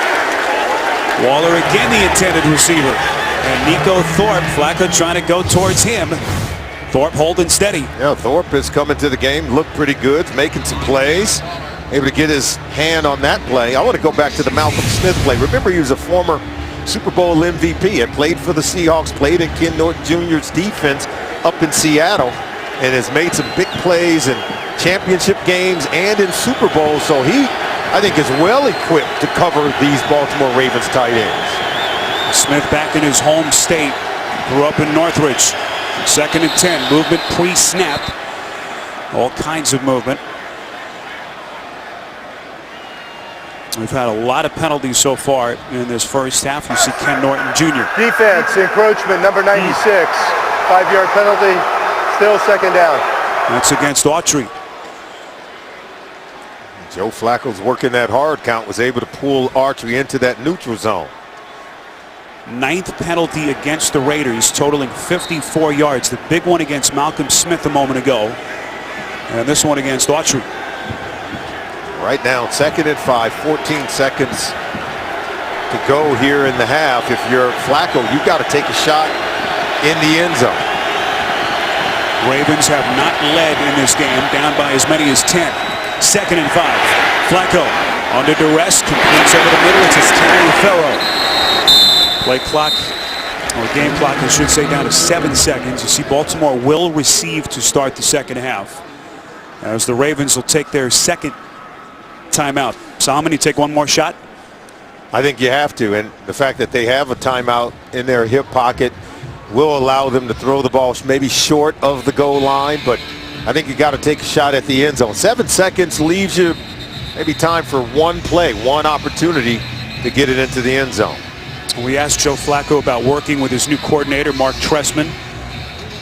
Talked about how analytical Trestman is, making his decisions, and a big one that they'll have to make here in terms of the play call with 7 seconds left and 1 timeout remaining. You see Mark Trestman designing something. Again, I'm trying to free up one of my tight ends. Either he or Steve Smith. Crockett Gilmore, number 80, or Steve Smith at the bottom of your screen. Smith against Carey at the bottom of your picture. 3rd and 1, Flacco. End zone, incomplete, and a penalty flag comes flying in. It was Smith locked in against Carey. Holding. Number 38 defense, half the distance to the goal. Automatic first down. They're only going to have 3 seconds, but watch Smith. He goes in and cuts back out. Carey grabs hold of him because Smith is going to get separation at that point. The officials were right on top of it. You know, when you're playing in such close proximities down there, you want to get your hands on them, but at some point you got to let them go, and then it becomes about footwork in terms of your ability to cover and stay step for step with the intended receiver. And now with 3 seconds to go, they're not going to be able to take advantage of a first down. They've got to go ahead and take the field goal. Certainly lessens the blow of the penalty, and Flacco has to be frustrated. So a huge break for Oakland. That those 4 precious seconds come off the clock. It almost pays for TJ Carey to hold them. Exactly right. No harm done That is there. exactly right. 21-yard chip shot attempt from Tucker.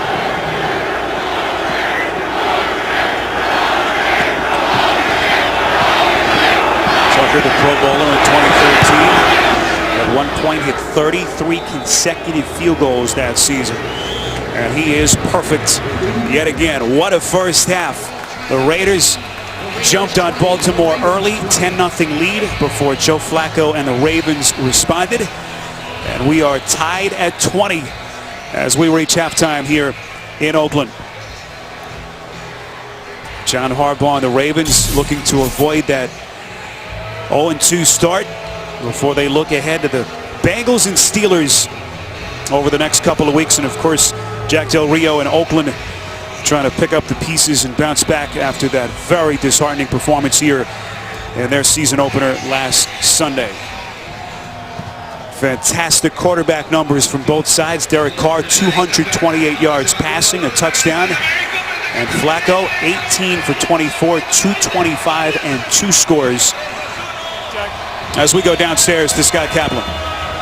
Coach, clearly the tight end is a target. Joe Flacco's been able to use it all day. How do you take away the tight end, and how do you ramp up some pass rush in the second half? Yeah, that's what we got to figure out, and they have to figure out how to stop us. You know, 2 offenses are pretty much having their way. Good ball game, fighting hard. Look, like where we are. Look, we just got to come out and play better football in the second half. Well, like you said, last week was not indicative of who you thought the Raiders were. You seem satisfied with the first half. I wouldn't say satisfied. I just say we're going to keep playing. Whoever figures out how to slow the other down on defense is going to have a good day. All right, Coach, thank you and good luck. Back up to you, Spiro. All right, Scott, that takes us to the end of the first half. All tied at 20. We'll be back with the Verizon Halftime Report next. You're watching the NFL on CBS. All tied at 20 as we welcome you back to O.co Coliseum as we are just about ready for the third quarter. Now let's take a look at the DirecTV Ultimate Picture Cam. Joe Flacco over the middle to the tight end. Crockett Gilmore, that second effort, getting him in his second touchdown catch of the first half. As the Ravens able to come back from 10 down and able to tie it with that late field goal from Justin Tucker at 20. Spiro Dedes, Solomon Wilcots. We'll hear from Scott Kaplan in just a couple of minutes. Second half adjustments, Solomon. What do you expect in the second half? It's been a fun game so far. It has, and both quarterbacks have gone up and down the field. If you're the Baltimore Ravens, you've got to start to now begin to generate some kind of pressure without Terrell Suggs, and then you got to turn on Justin Forsett. Get the run game going for the Baltimore Ravens. If you're the Oakland Raiders, you've got to defend the seam route and cover their tight ends. Gilmore and Max Williams have combined for 5 catches and 2 touchdowns in the first half. They did a poor job of covering tight ends 1 week ago, and again, that trend has continued today. Talked about the importance of this game for both of these teams. Certainly for the Ravens, have got some tough divisional opponents over the next couple of weeks. Solomon, as we revisit some of the key plays in the first half. Well, here's a play to Gilmore, the tight end. This is a single high safety, and they're going to blitz coming off the corner, and that means it's man-to-man coverage. Taylor Mays has to take the slot receiver, and then the linebacker, Curtis Loftus, got to come over in man-to-man coverage on Gilmore. Instead, Gilmore just sets free. He can't get over in time, and the center field safety, Woodson, can't get over in time, and it's an easy touchdown from Flacco to Gilmore. 1st and 10. Play action from Flacco, set up nicely by what he did in the first half. Here is Smith, where the degree of difficulty on some of these even intermediary throws has been very high. Tackled by Khalil Mack. Smith actually loses a yard. Well, Mack has got to do a better job of generating pressure as well. They haven't been able to get to Joe Flacco. They've got to be able to get some pressure coming off the corner, whether it's Khalil Mack, whether it's Aldon Smith, Justin Tuck.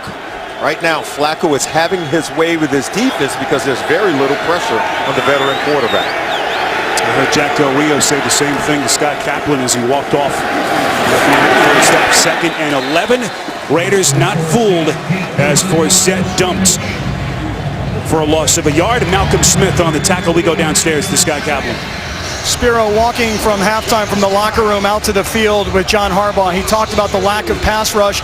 And when I said, is there anything you can do with your scheme to get to the quarterback? He said, yeah, but I'm not going to tell you. On the other hand, he said, look, they're throwing the ball real quickly. They're getting rid of it quickly. We're going to have to tackle once the receiver gets his hands on the ball. Well, it certainly feels different for this Ravens defense. No Terrell Suggs, torn Achilles, devastating loss for Baltimore at that side of the football. 3rd and 13 for Flacco out of the gun. Little sidearm delivery to Forsett. Close to the 25, brought down after a pickup of 7, well short of the marker. And Baltimore's punt team onto the field, tackled by Malcolm Smith, and Lofton also there. Raiders defense came out. I'm sure they talked about it at halftime. Got to do a better job on defense getting off the field on 3rd down. Remember, this 4-3 scheme brought in by Ken Norton is based on speed, textbook tackling, what you saw right there, and then top-down man-to-man coverage on defense. First punt today for Sam Cook. 2 times selected as a Pro Bowl alternate in the AFC. TJ Carey's going to field it from his own 30. Stumbles across the 35. He's got a couple of blockers. Springing him free inside Baltimore territory. It's a 22-yard return, but a marker is thrown after the 46-yard punt from Cook. 46 yards on the punt. During a return, illegal block in the back, number 51, receiving team. 10-yard penalty, 1st down, and timeout. That's one of their backup linebackers, Ben Heaney, as that return coming back. Well, Derek Carr, a question mark on whether he would play after going down with that deep bruise on his right throwing thumb late in the first half last Sunday. Quickly put those questions to bed with what was a marvelous first half. You saw that last stat. First Raiders quarterback since Carson Palmer in 2012 to throw for 200-plus yards in the first half. 1st and 10. Carr is going to roll out. Pump fakes. Fires on the run. Intended for Crabtree. It's incomplete. We talked with him on Friday, Sam. He said there was little to no chance that he was going to sit this game out. He understands his responsibility to this team, and boy, did he come out making plays. He said he had to stay calm. He had to control the excitement and energy he felt last week, which he felt threw him off his game. Well, he was able to suppress that and come out and play at a very high level in the first half of this ball game. Now he's got to figure out how to win, how to close out games against top competition in the National Football League. But he understands what he means to this organization to be available each and every Sunday. 2nd and 10. Carr under center. Play action. Fakes the handoff to Murray. And the pass intended for Reese is incomplete. And another penalty marker comes in from that Ravens secondary. Courtney Upshaw was dropping back in coverage. Pass interference, number 91 defense. Automatic 1st down. And it's on Upshaw. Yeah, Upshaw's working against Marcel Reese. We told you they were going to go to Reese sooner or later. Reese had 2 touchdown receptions in the 4th quarter of last week's game in space. Not sure that Upshaw is up to the challenge. Thought he had good positioning, but yet using his hands in coverage beyond that 5-yard boundary where you're allowed to grab, hold, and control the receiver. Once you get beyond 5 yards up the field, You got to move your feet and take your hands off the receiver. So 1st and 10 after the penalty. Latavius Murray flanking Carr. And spotted just outside the 42. Quick strike. This is Cooper, the rookie, turning those legs close to the 50 and run out of bounds at around the 47 by Jimmy Smith. Tuesday, it's a matchup you don't want to miss. Stephen Colbert goes one-on-one with Donald Trump this Tuesday on The Late Show with Stephen Colbert. Early stages, second half, Spiro Dita, Solomon Wilcox, Scott Kaplan. 2nd and 5, another quick strike from Carr. Murray out of the backfield. And just to go back to Carr, we spent a lot of time with him on Friday. Solomon, he's such a likable kid. He's humble, and it's so clear and genuine that he wants to be great for this franchise that has been searching for a franchise quarterback for so long. Yeah, and I asked him, I said, how do you play the position? He said, the #1 goal, protect the football. He certainly has done that here. That's a completion to Crabtree, who feels like he's got the first down, and it is as they move the chains yet again.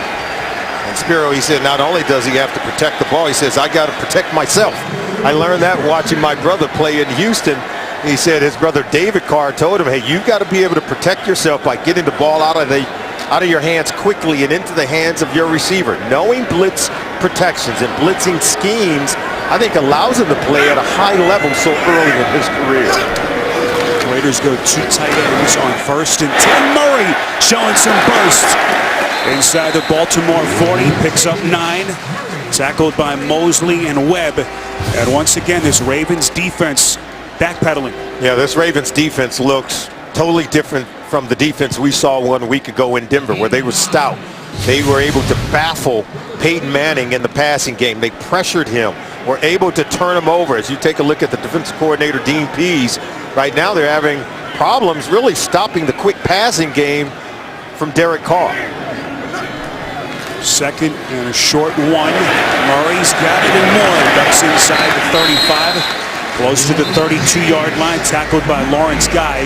Solomon, you had to expect there to be an emotional hangover after they watched their guy Suggs, their emotional leader, get carted off the field, and so far it just hasn't been the same defense. Yeah, and when you talk to Coach Harbaugh and even Joe Flacco, he says, we have other leaders on this football team. They cited guys like Marshall Yanda. On defense, they talked about Darryl Smith, a 12-year veteran out of Georgia Tech, and some of the other guys, even C.J. Mosley and Chris Canty. But now that leadership has to take form in the presence of production on game day. Looks like some movement on the Raiders number 88, side. offense, 5-yard penalty, still 1st down. That's the rookie tight end out of Miami, Clive Walford, their 3rd-round pick, who Jack Del Rio said would be more worked into the offense in this game. 12 Oakland penalties totaling 72 yards. And that's some of the Raiders of old that we've seen from a franchise that has struggled so mightily over the last 10-plus years.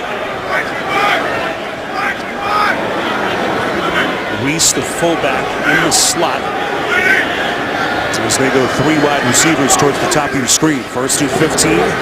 Carr's pass for Reese broken up. What a defensive recovery by the safety, Will Hill, who revived his career last season. The Ravens locked him up with a 2-year extension as his reward. Hill knew they were blitzing that time, so it was a three-step drop from Carr, and so the ball's going to come out quick. There you see C.J. Mosley, Darryl Smith, 51, 57, right around the line of scrimmage, trying to get penetration, forcing the quick throw from Derek Carr. A few times they've been able to generate a rush against Carr, who does such a good job of getting rid of the football quickly. 2nd and 15. This is Taiwan Jones, the 50-year running back. Jones, like a pinball, getting to the 30-yard line. Elvis Dumerville, Mosley, also Darryl Smith on the tackle. He picks up 7 hard-fought yards. Let's see if C.J. Mosley will take us to the ball, as he normally does, getting on top of blockers. That time you see the cutback, and Malik Jackson stayed with him. Mosley's able to get there, but Elvis Dumerville did a really good job of closing in from the backside on that play. Well, Dumerville expected to be more of a 3-down player, as he was for most of his career in Denver. One of the differences now with Suggs out for the season. Play clock down to 1. Carr gets it off, 3rd and 8. Strikes far side. Pass a little bit low, intended for Crabtree again, who had a couple of steps on Webb.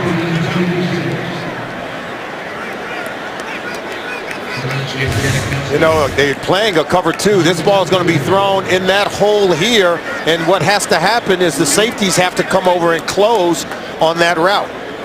And you can see this is going to be underthrown a little bit, but see that small window? Derek Carr was trying to squeeze it in for a big play. Here's Janikowski. His hit from 23 and 46. This one from 48 yards. This one has plenty of leg, and it is through the uprights. So Janikowski remains perfect, and the Raiders move back in front of the Ravens on CBS. The NFL on CBS is sponsored by Southwest Airlines. Find Southwest Airlines fares online only at southwest.com. DirecTV. If you call yourself a sports fan, you gotta get DirecTV. And by Honda, the power of dreams.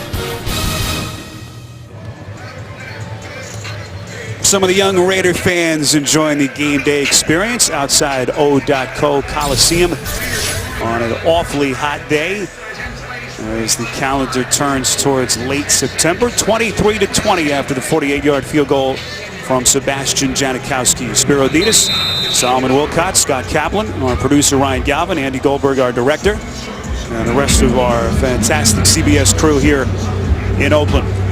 Michael Campanaro back deep, standing in the back of his own end zone. And he will not play it. Flacco will have it with this Baltimore offense from the 20 when we come back. Khalil Mack on the Oakland sideline as their defense back onto the field. 1st and 10, Baltimore from the 20, down 3. Flacco has used the play action well in this game.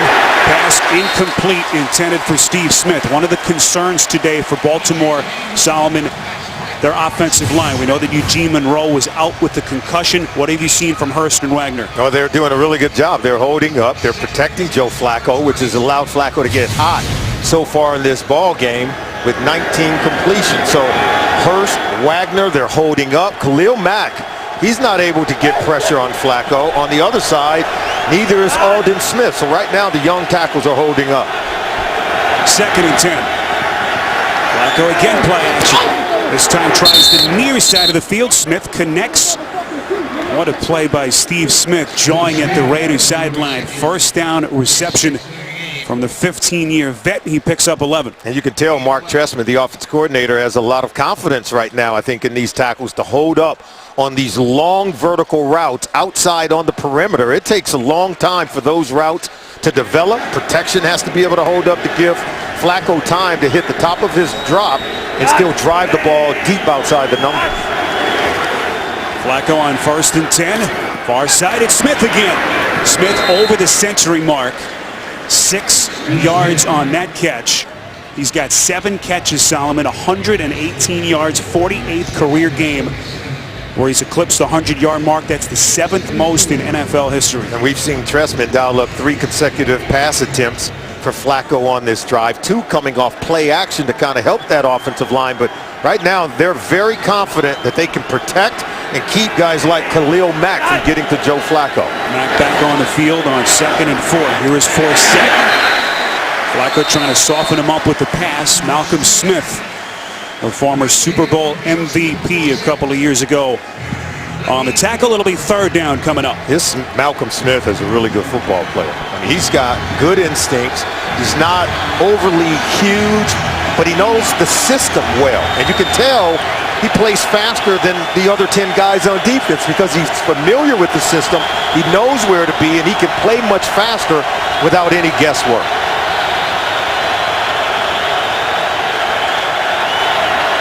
Raiders coming on 3rd and 3. Flacco under pressure. It is incomplete. Intended receiver was Marlon Brown. Larry Asante nearly had what would have been a miraculous diving interception. Khalil Mack, he coming. Look at him. He's working against Rick Wagner. He's able to get pressure. They're able to also get Lamar Smith in the backfield. It forces the overthrow from Flacco and near interception. So pressure able to get home a little bit, forcing Flacco to hurry that throw and throw it inaccurately. One of the first times Aldon Smith able to get to Flacco as well, finally forcing him to make a throw under duress. Only the second punt from Sam Cook as Baltimore's drive stalls. This is TJ Carey. Questionable decision to play it there. Takes an onslaught of Ravens special teamers after the 55-yard punt. The NFL on CBS is sponsored by FanDuel, the leader in one-week fantasy football. And by the Home Depot. More saving, more doing. That's the power of the Home Depot.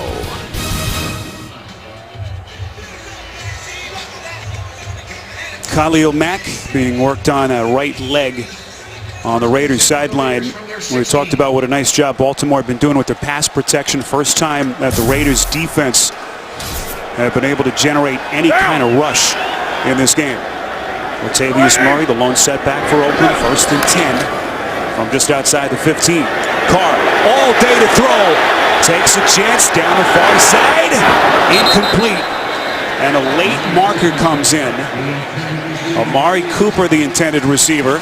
The marker thrown way back at around the 48 of Oakland. Holding. Number 22 defense. 5-yard penalty automatic. First down. It's Jimmy Smith, second penalty. He had the unsportsmanlike earlier. Salmon, he was beat for the early touchdown by Cooper.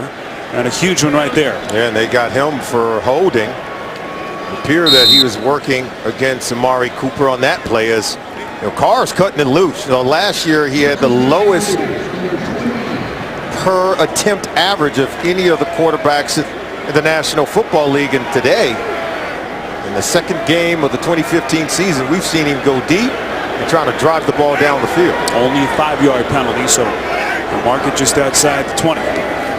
1st and 10. Carr surveys the defense. That one may have been tipped at the line of scrimmage. As Carr looks over from the play call as we revisit some of our key storylines in this Week 2 matchup. Yeah, we asked if Derek Carr can begin to show his promise by giving us production today, and boy has he.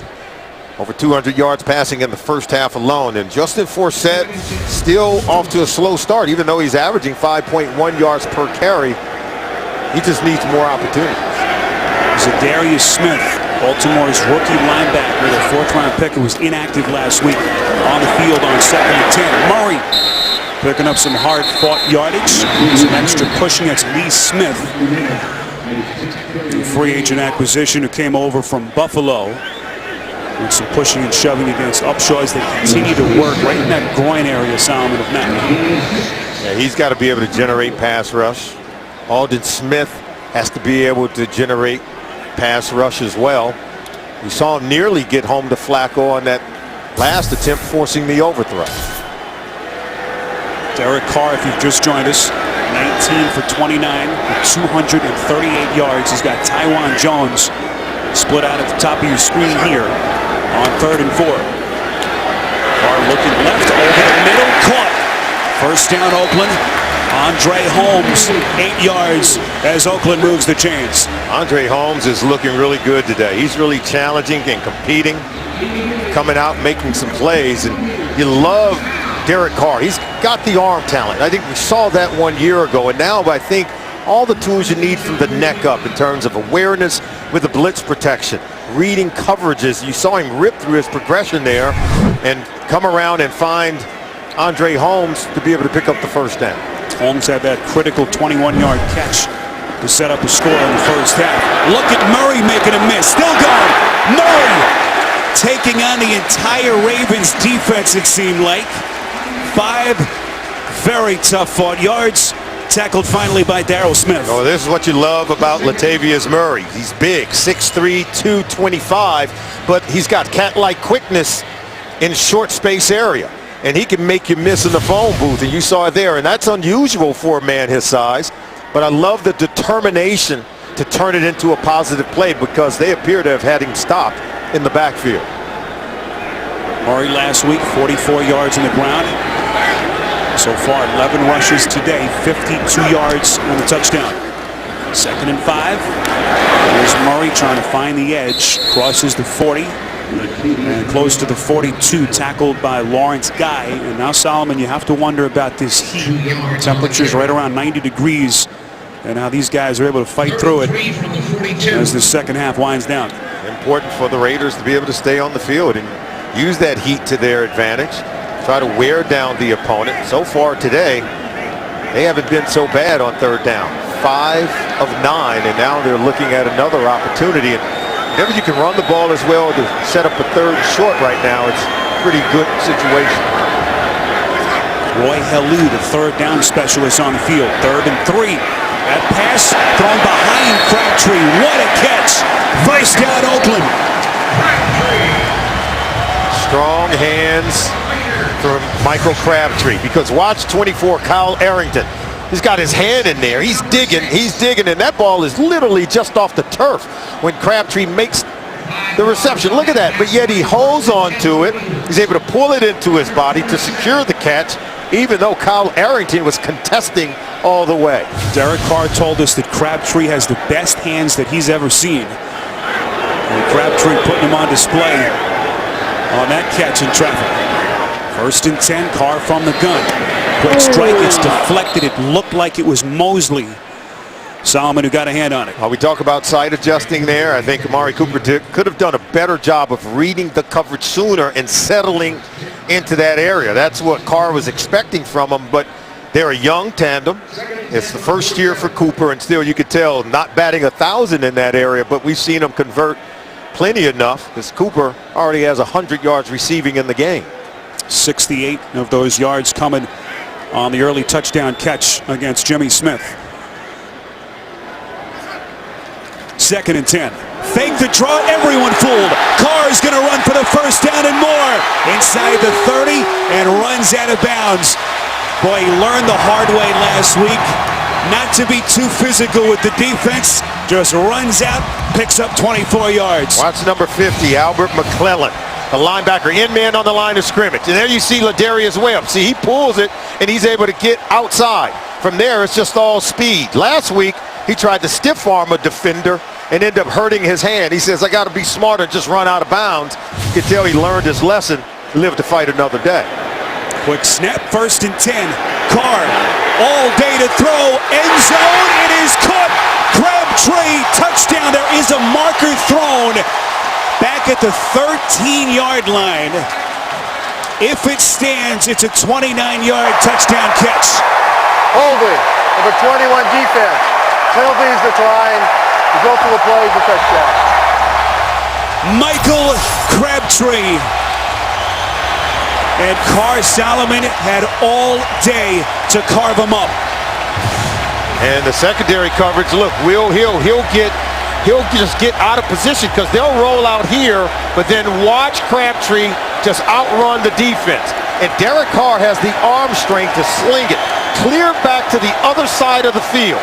Once Hill gets out of position, the arm strength burns the defensive coverage. Touchdown Crabtree. And Solomon, you saw before the ball was snapped, Hill looking at Kendrick Lewis with his arms up. Confusion. All kinds of confusion in that Ravens secondary. Every scoring play subject to automatic review. He got in there. He was able. Doesn't appear to be any doubt. Yeah. It's just a great catch. He had to wait all day for that ball. And that's not an easy throw. In fact, most coaches would tell quarterbacks, don't throw it late. Clear across to the other side of the field. But when you have exceptional arm talent like Derek Carr, you can take that shot. Janikowski's point after is good. And Oakland rebuilding its 10-point lead. Crabtree, 7 catches, 91 yards. As Carr going right at this Baltimore defense. Next Sunday, the NFL on CBS brings you doubleheader action. Some of you will see the Steelers and the Rams. Others, the Chargers and the Vikings and the Bears and Seattle. All starts with the team that'll take you all the way to Super Bowl 50. JB, Tony, Bart, Coach, and Boomer. on the NFL today. We will be in Miami for Buffalo and the Dolphins. Michael Crabtree, 91 yards receiving. Raiders have not had two receivers go over 100 yards in the same game since January of 2012. You can see the fans in the black hole. They're sharing the energy with their quarterback, Derek Carr. He told us that sometimes he tends to get overly excited. He said he plays with a passion where he's fired up. He said you just can't be that way at quarterback. You got to learn to stay calm. We go to New York in an update with JB. Spiro, not a sight Dallas fans want to see. Yeah, Tony Romo goes back to pass, sacks, loses the ball. Philadelphia will recover.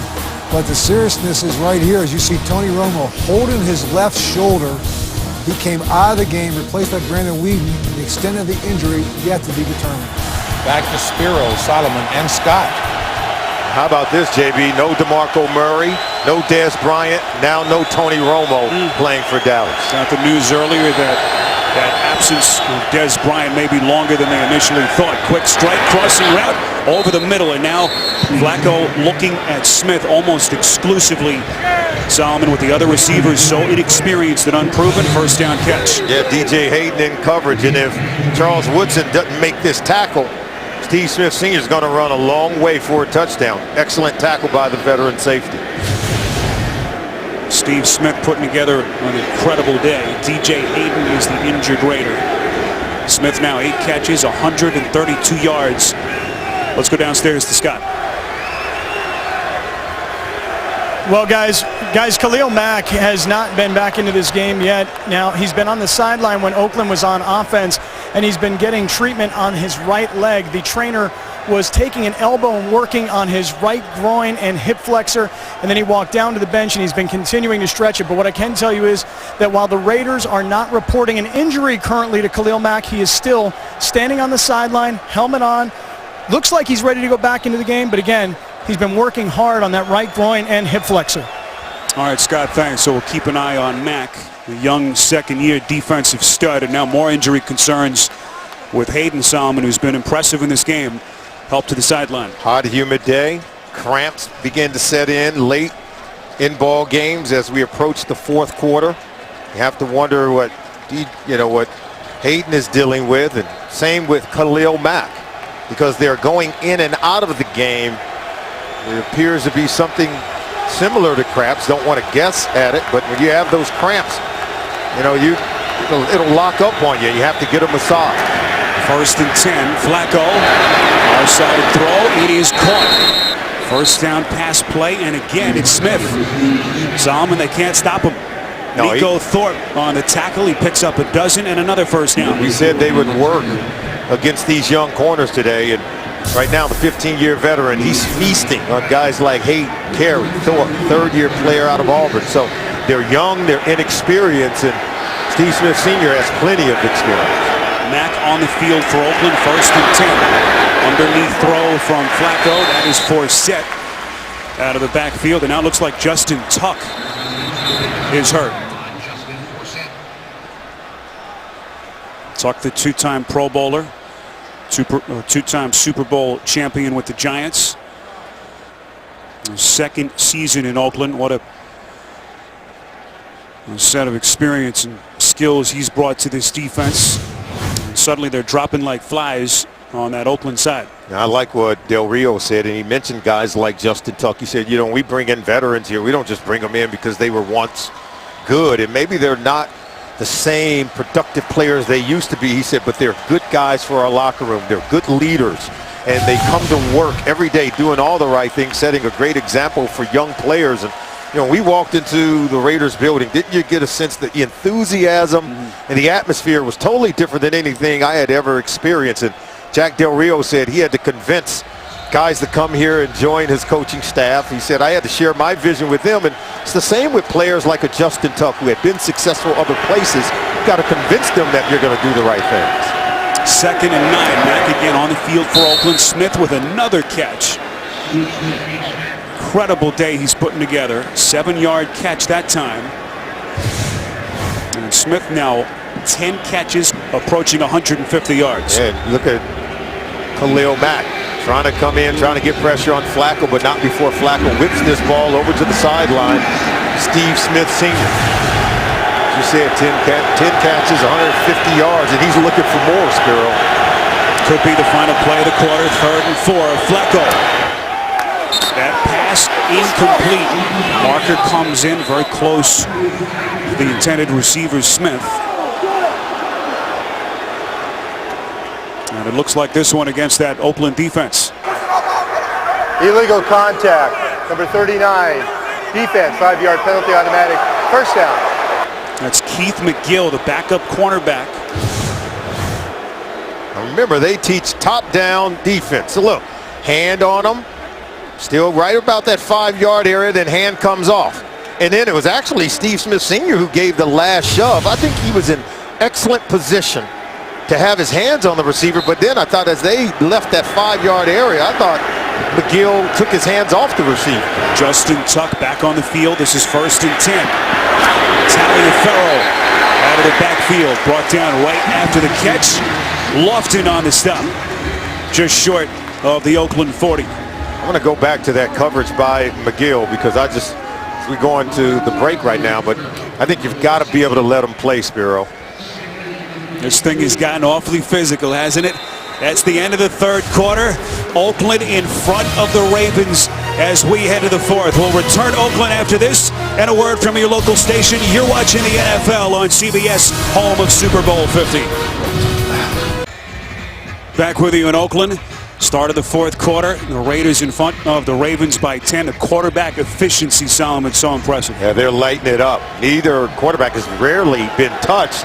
They haven't thrown an interception, so they're on fire. It may come down to who has the ball last here today.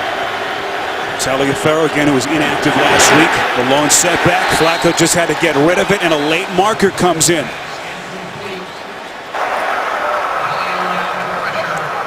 Holding. Number 72 defense. 10-yard penalty, still 2nd down. That's Osemele penalized for the 2nd time. Take a look at the left guard. There you see the hold right there. And here comes Khalil Mack getting pressure on Flacco, forcing that ball to go into the dirt. So Mack is starting to get some pressure on the quarterback. You can see holding that leg that Scott told us about down on the field.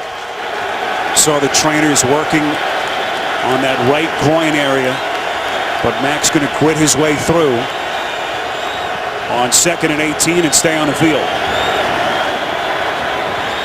Flacco slings it near side. It's caught. Aiken climbing a ladder for it. Monstrous play by Kamar Aiken. 27 yards and a Ravens 1st down. Larry Asante and Nico Thorpe in that cover 2 zone. They allow Aiken to get between the corner and the safety, and what a throw. Joe Flacco threading the needle on that one. The protection held up. He was able to step up in the pocket and deliver a strike. 22nd career 300-yard passing game from Joe Flacco, the 8th-year quarterback. 1st and 10. This is Taliaferro, who showed some dynamic ability as a rookie last season before his season was ended in mid-December. That time picks up 5, tackled by Curtis Lofton. A little more pressure here in the 2nd half than what we saw in the 1st on Joe Flacco, but still not enough to prevent him from converting crucial 3rd downs, having big plays, throwing the ball down the field, and yet again having this Baltimore Ravens offense on the move looking for points. The Raiders have told us that DJ Hayden is cramping up. His return is questionable. They continue to look at him in the Oakland locker room. 2nd and 5. Flacco under center, throwing off his back foot, unable to locate Steve Smith Sr., who is covered by TJ Carey. No, Smith was open. He's working against Carey, as you said. There was pressure in the face of Flacco that forced him to throw this ball high. Now watch it. See, Steve Smith Sr. can't go up and get it. That's because the pocket was collapsing in the face of Flacco. He had to kind of throw it in that fadeaway move. Now watch how he drifts back when he throws it. That's why the ball sails high. Aldon Smith was in his face. Critical juncture early in the 4th, and it looks like Oakland will burn a timeout. Jack Del Rio wanted to make sure his guys are right. Oh, your weekend starts with Kirk Cousins and the Redskins in an NFC East bash against Eli and the Giants. It's all here Thursday Night Football on CBS and NFL Network. Giants a loser today at home against Atlanta, and Washington riding Cousins' hot hand today, getting themselves a Week 2 win. Enormous 3rd and 5 here as Flacco will work from the gun just inside the Oakland 20.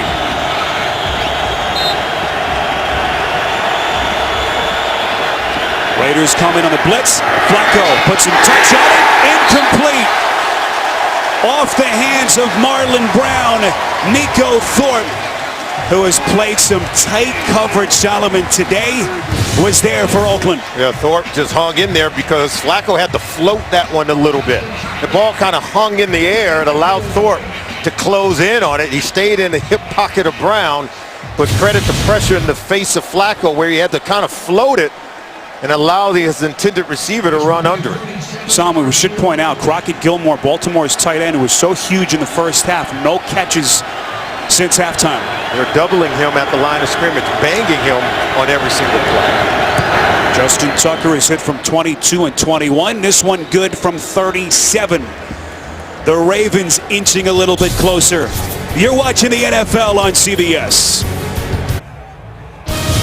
The NFL on CBS is sponsored by McDonald's, teaming up with the NFL like never before. Firestone Tires. Whatever you drive, drive a Firestone. And by Dodge.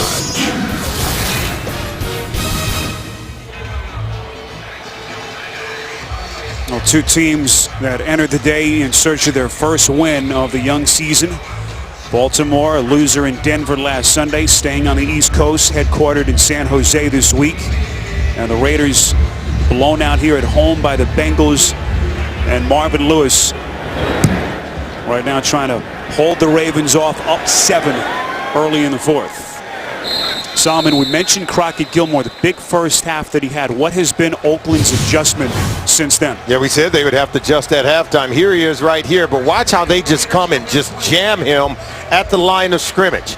There's going to be 2 defenders colliding with him right there, and then that forces Flacco to go elsewhere with the ball. We told you pressure in his face made him floated on 3rd down play because this Raiders defense is locked in on taking the tight end away from Joe Flacco. We'll see if the Raiders can continue that trend. As we're now in the 4th quarter, you know Flacco is going to try to go back to Crockett looking to make a play. Baltimore staying on the West Coast, of course. Their defense on the field here. 1st and 10. Latavius Murray. 13 rushes. He approaches 60 yards. Tackled that time by Darryl Smith. Coming up after the game, time permitting, we'll have the Subway postgame show. JB, Tony, Bart, Boomer, and Coach Cowher with all the latest scores and highlights. A busy Week 2 around the NFL, all next on the Subway postgame show. We mentioned Baltimore's tough divisional schedule coming up. They'll play Cincinnati and Pittsburgh in a 5-day span. And Oakland has to hit the road for 2 straight in Cleveland next Sunday, followed by a game in Chicago. 2nd and 7. Carr backpedaling all the way to his 7-yard line. That pass incomplete. And intended for the tight end, Michael Rivera. Carr goes down because he's under pressure. He's running for his life. But Rivera, his intended receiver, he also went down. Looked as though he tripped as he was running through that infield dirt area on the football field. So that play was all for naught. 3rd and 7. Look for them to maybe go back to one of their tight ends, because whether it's Walford, whether it's Rivera, whether it's Lee, when they look for him, these guys have gotten open. Oakland offense that led the league in 3 and outs last season has punted just once. 3rd and 7. Carr kept upright. Incomplete. Amari Cooper, well played by Jimmy Smith. Oakland will punt. Oh, this is great coverage by Smith. I thought Cooper had a step on him, but Jimmy Smith with that length. He's got great length. Recently signed a new contract despite the injury that derailed half of his season 1 year ago. Paid him big time money to make plays like that. That's what you get from Jimmy Smith when he's on top of his game. King has been mostly a spectator today. Beautiful kick. And it's going to take an Oakland bounce all the way down to the 6. Wow. How about that leg from Marquette King? Feeling awfully pleased with himself. Back to Oakland, the Raiders lead the Ravens 30-23. Raiders cornerback DJ Hayden went into the locker room, got a bag was able to get water, and he's back out on the field. Cramping up, so a good sign for that Oakland defense. Just to go back to the punt by Marquette King, Solomon, 70 yards before that last time out, longest of his career. And you hear coaches talk about special teams. That punt, just so big for Oakland. It flipped the field. I mean, that was a Ray Guy-like punt. You know, Ray Guy, Hall of Fame career here with the Oakland Raiders. And, boy, that was reminiscent of what he did for this team for so many years. Aiken, catch and run. He's going, still on his feet. Crosses the 45 and all the way inside Oakland territory. Finally forced out of bounds by Charles Woodson. 38 yards on a catch and rip from Kamar Aiken. That's all we're going to do. We're going to show you that, then watch him on the catch and run. He is determined. Remember, he fumbled on their first offensive play and turned the ball over and gave the Raiders the ball immediately to take a 10-point lead. You can tell he's trying to make up for it, and what an effort on that play by Aiken. Aiken able to beat Nico Thorpe on the crossing route. First down and a lot more for the Ravens. Draw play, Lorenzo Taliaferro, the big dynamic second year back out of Coastal Carolina. Back to New York and an update with JB. Spiro, the injury news on Tony Romo, not good. Jordan Hicks falls on Tony Romo here on this play. It's been diagnosed as a fractured left clavicle. There's no timetable for his return. Brandon Weeden is now the quarterback of the Dallas Cowboys. And more tests will be performed tomorrow. Back to Spiro Ditas. All right, JB, devastating news. Penalty marker comes in. Gilmore, who had the monstrous first half, no catches since. Locked in on the coverage with Pass Larry Asante. interference, number 42 defense. Automatic first down. Asante is locked in man-to-man coverage against Crockett Gilmore. Gilmore is giving this defense fit. Look at the right hand of Asante. He wraps them, and then he turns them. See, and that's what the official is looking for. If you just have the hand there as sort of a positioning maneuver and don't turn the intended receiver, you're going to get away with the touch. First and 10, here's Gilmore. Inside the 30. Close to a first down for Baltimore. About a yard short. Stopped by Malcolm Smith. Coming up after the game time permitting, the Subway postgame show from New York. JB, Tony, Bart, Boomer, and Coach Cowher with all the latest scores around the league here in week 2. All coming up on the Subway postgame show. Flacco on second and short. The give to Forsett. Inches inside the 25, and the Ravens with a first down and 10. As that clock continues to run, we come up on 10 minutes left in a 7-point game. New set of downs. Joe Flacco's trying to tie this ball game up. He's got his offense just churning out yards each and every play. Already over 300 yards passing on the day for Flacco. Right now, he's just really picking this defense apart. First and 10. Flacco connects. That's Marlon Brown over the middle. Brown stopped by Curtis Lofton right at the 20. They pick up 4. As Flacco bouncing back, we talked about his performance last Sunday in Denver. Lowest passer rating for him since week 4 of 2011. You rarely will see Flacco struggle in back-to-back games. That's right. So far, 30 of 40 today, 368 yards and 2 touchdowns. But they need some more here, down 7. Draw play 2-4-7. Forward progress takes him to the 15. 4 more yards, about a yard short, Solomon, on the first down. Well, this offense has been really good today because Forsett has been good in these situations. We saw him convert a 3rd and 15 on a draw play in the first half to get those final few points at the end of the first half, and now you saw him convert that play to create a 3rd and 1 opportunity. 3rd and short. Trestman dials up the run. Forsett needed to get to the 14. And Forsett appears to be inches short. It'll be 4th down and decision time, Solomon, for Mark Trestman and John Harbaugh. I think they're doing a good job. Remember, they have already converted one other 4th down opportunity. We already told you, just running the ball. Trestman has been able to convert at 3rd and 15. So, yeah, I'd be inclined to stay on the field. The Raiders haven't really stopped this offense all day. 4th and inches. Flacco's going to try to lunge for it. Pile moves, and he's got it. 1st down, Ravens. Yeah, it helps they have a quarterback who's 6'6", 245 pounds, right? he can fall forward over Jeremy Zutall, the center. Look at him. He's just plowing behind that big offensive line, and Flacco's pretty strong himself, able to get the 1 yard easily.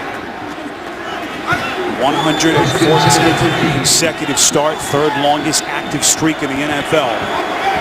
As durable a quarterback as there is in the NFL. 1st and 10 from just outside the 13. Taliaferro flanking Flacco. Pocket collapses, short pass, Taliaferro. Inside the 10, close to the 7. Tackled by Malcolm Smith. And now you have to wonder about this Oakland defense, Solomon, gassed. They've been on the field a long time in this heat. Oh, they're wilting in the sun, there's no doubt. Remember, this Baltimore Ravens drive started at their own 7-yard line. So Joe Flacco and this offense is red hot, just slicing right through this Raiders defense.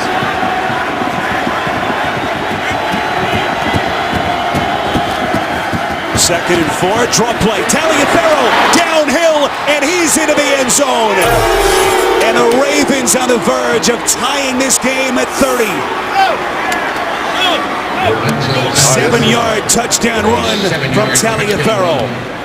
And this is just too easy. And they just go right up the middle of the defense. We call running to the bubble, and that's what they did. They go backside of the middle linebacker, Curtis Lofton. He can't get in fast enough to plug the hole. The Ravens cover 93 yards, 11 plays in 5.5 minutes. As Flacco marches him down the field. 33-yard point after from Tucker. Perfect. Back and forth they go in Oakland. The Raiders and Ravens here in week 2. You're watching the NFL on CBS. The NFL on CBS is sponsored by Red's Apple Ale. Pick different. And by a Subway footlong. There's nothing bigger, nothing better. Subway. Eat fresh.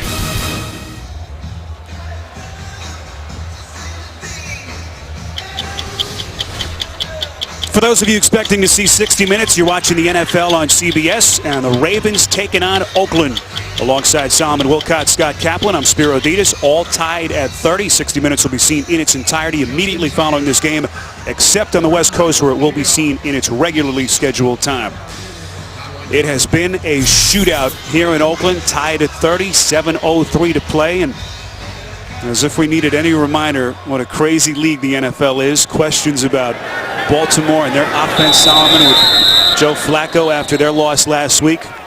Others throwing dirt on the Raiders, blown out here at home, and boy, have they responded today. Yeah, here's where we are. Amari Cooper got it going in the first quarter with a 8-yard touchdown grab, and then Gilmore, he gets the Ravens on the board. He's had a hot day all day. Latavius Murray gives the Raiders balance on offense by getting into the end zone, and then Gilmore, his second touchdown of the day. And then Carr to Crabtree as they catch the Ravens defense slipping. And then Taliaferro ties it up, 30 apiece here in the fourth quarter. That's where we stand now, and Derek Carr has the football. Carr has thrown for 280 yards, 2 touchdowns. That pass is complete. Michael Crabtree, who had the touchdown earlier, just outside the 25-yard line, a pickup of 6. Neither team has been able to mount much of a pass rush on the quarterback, and that's why both quarterbacks have had huge games here today, and Carr has gotten into rhythm, and I just think his receivers, Cooper, Crabtree, Holmes, and Reese, have had big games. They have to continue to make plays and learn how to win as a young football team. Taliaferro, the tight end in motion. Draw play. This is Murray. Crosses the 25, close to the 29-yard line. Amari Cooper, if you've just joined us, the 4th overall pick. First 100-yard receiving game of his young career. 6 catches, 97 yards for Crabtree. And Steve Smith, a $150, Solomon, for the Ravens. How about that? 15-year veteran putting up those kind of numbers. Got a rookie on the other side, and Amari Cooper. Both teams want it badly. The 10 catches, by the way, for Steve Smith Sr., the most for him in a game since October the 14th of 07. Big 3rd and 1 play here. It is Murray, first down, Oakland. We'll see where they spot the football as forward momentum takes him to around the 33, picks up 3, and a big Oakland first down. I'll never miss a moment of football action with the CBS Sports app. Every play, every story, and every highlight right as they happen. Download the CBS Sports app right now. O.co Coliseum, Week 2 showdown. What an AFC clash this has been. Spiro Dita, Solomon Wilcott, Scott Kaplan. 1st and 10, Carr from the gun. From their own 33. Take the handoff to Murray. Far side, intended for Crabtree. It's intercepted. Will Hill on the pick. Baltimore needed something from its defense, and their safety provides it. 25 yards on the return. Monstrous play by Hill. And Hill just sits on it. He's deep in center field. Here he is right here, and we're just watching. Watch him track this ball thrown from Carr, and this one is just sort of flutter. It just hangs. Okay, and then Crabtree falls down, but Hill does a good job of high-pointing the football. Crabtree could not, turns into an interception. And if you're Carr, you got to throw that ball close to the sideline where either your guy can get it or no one. You hang it up there, and Hill's going to make a play on it. So just a throw that Derek Carr wishes he had back. Only the 4th interception in the career of Will Hill, and his 2nd as a Raven. Resurrected his career after the off-the-field issues with the Giants. Gives Flacco and his offense a short field. 1st and 10, it's Aiken. Little cutback maneuver close to the 25. First down catch. 11 yards for Aiken. His 5th catch as he approaches 90 yards receiving. Both quarterbacks having a huge day. May come down to the one who has the costly error here in the 4th quarter. Joe Flacco, he was just wanting his defense to get him the ball back, and boy did that. Taliaferro flanking Flacco, takes the give. Bull rush from Taliaferro, brought down finally from Autry. And now you get the sense again, Solomon, this Oakland defense sucking wind as Baltimore trying to jam it right down their throats. Yeah, they've given up nearly 500 yards total offense today to the Baltimore Ravens at 485 right now. Flacco 385 yards through the air. His tight ends have been red hot. Right now, let's see if he can find Gilmore to convert this 2nd down play. 2nd and 6. Taliaferro trying to wear him down. Moves that pile close to the 17-yard line. 5 yards for Taliaferro. Tackled by Justin Tuck. See, Derek Carr saying, man, I wish I had that one back. Allowed one bad throw. That turns into a turnover, allowing Flacco more opportunities to add to his fantasy total. But right now, I think just the Ravens are getting a push up front with their offensive line in the run game. Forsett and Juszczyk line up in the backfield. Here's Forsett on the pitch. Can he find the edge? That 2nd burst, able to get the first down. What an effort by Justin Forsett. Oh, this is a great play design. Watch 57, Ray Armstrong can't get out there to contain the ball. Forsett's got the speed to get around him and enough to hit the corner for a first down. And it's plays like that that will wear down a defense. You get them on the run, get them in chase mode, and right now they're sucking wind, and the Ravens are getting stronger as this game goes on. And that clock is running down. Raiders with 2 timeouts, Baltimore with all 3. Justin Forsett, a journeyman before last season. It was a revelation for this team.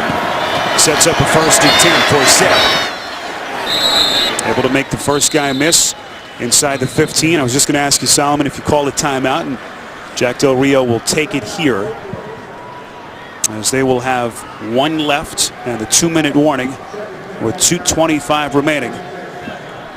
And a Baltimore team that has come back from 10 down twice today, knocking on the door here. Clock management is very critical in games. We've seen it play itself out week 1 in the National Football League. Veteran coaches with quarterbacks who have won multiple Super Bowls not quite managing the time in situations like this. You know, when teams talk about scoring too quickly or maybe, you know, bleeding time off the clock and then scoring, how about just score? Because last time I checked, you score points, it helps you. And right now, tied up 30 apiece. More than anything, the Baltimore Ravens want to come away with points. More importantly, they want to come away with a touchdown. Flacco under center. Play action. Flacco rolling out. Far side pass incomplete. Intended for Gilmore, and that stops the clock. With 2:19 to play and a 3rd and 8 coming up. This system, you see what happens. They run that flip play to Justin Forsett on one side, get them running one way, then roll out the other. Now the key is you've got to complete those passes because an incompletion stops the clock. And you saw John Harbaugh over there wincing. You know, saying, what are we doing? Absolutely. You've got to call a play if you're Trestman that allows the clock to keep running. You throw that ball clear to the boundary. Even if he catches it, he's going to step out of bounds and stop the clock. So I think they could have had a better play selection there. Ravens will burn their first of 3 timeouts. Tonight on CBS begins with 60 Minutes and a rare look at Pope Francis. That'll be followed by a new Big Brother, Madam Secretary, and CSI Cyber, only CBS. I don't think there was any doubt that John Harbaugh was upset with that play call from Mark Trestman. His look said it all. It was a pass that fell incomplete, so that's going to stop the clock in favor of the Raiders. And even if he would have caught it, he'd have caught it and stepped out of bounds, which would have also stopped the clock. So I'm sure Coach Harbaugh said, you got to give me a play that's better than that, one that would keep the clock moving. Raiders down to their final timeout. They have, of course, the 2-minute warning. Oakland will head to Cleveland next Sunday. And Baltimore heading home to take on Cincinnati in a tough division battle.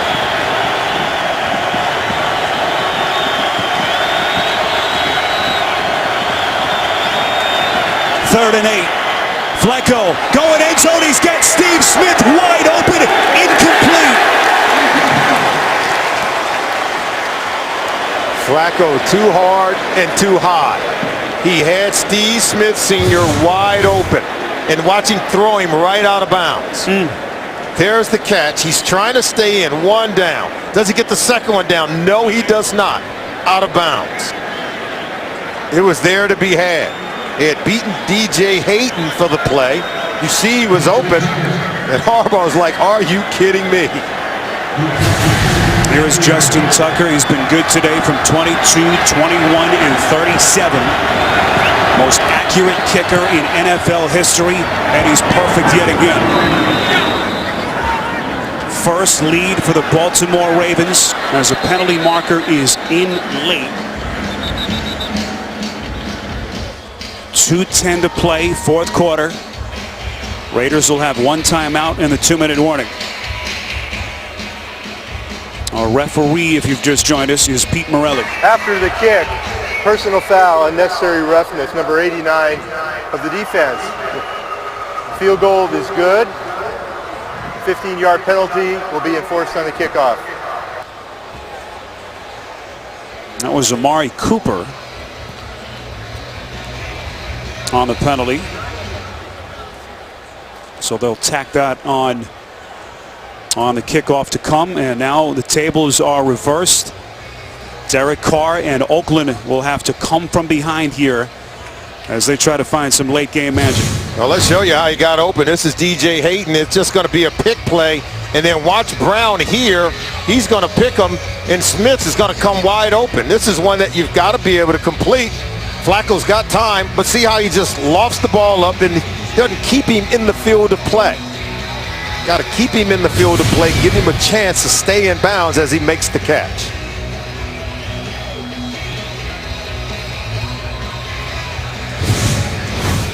Well, here was the penalty. Take a look at the middle of your stream. And the officials got the numbers a little bit mixed up. It was Dan Williams, one of the backup defensive tackles, the culprit for the Raiders.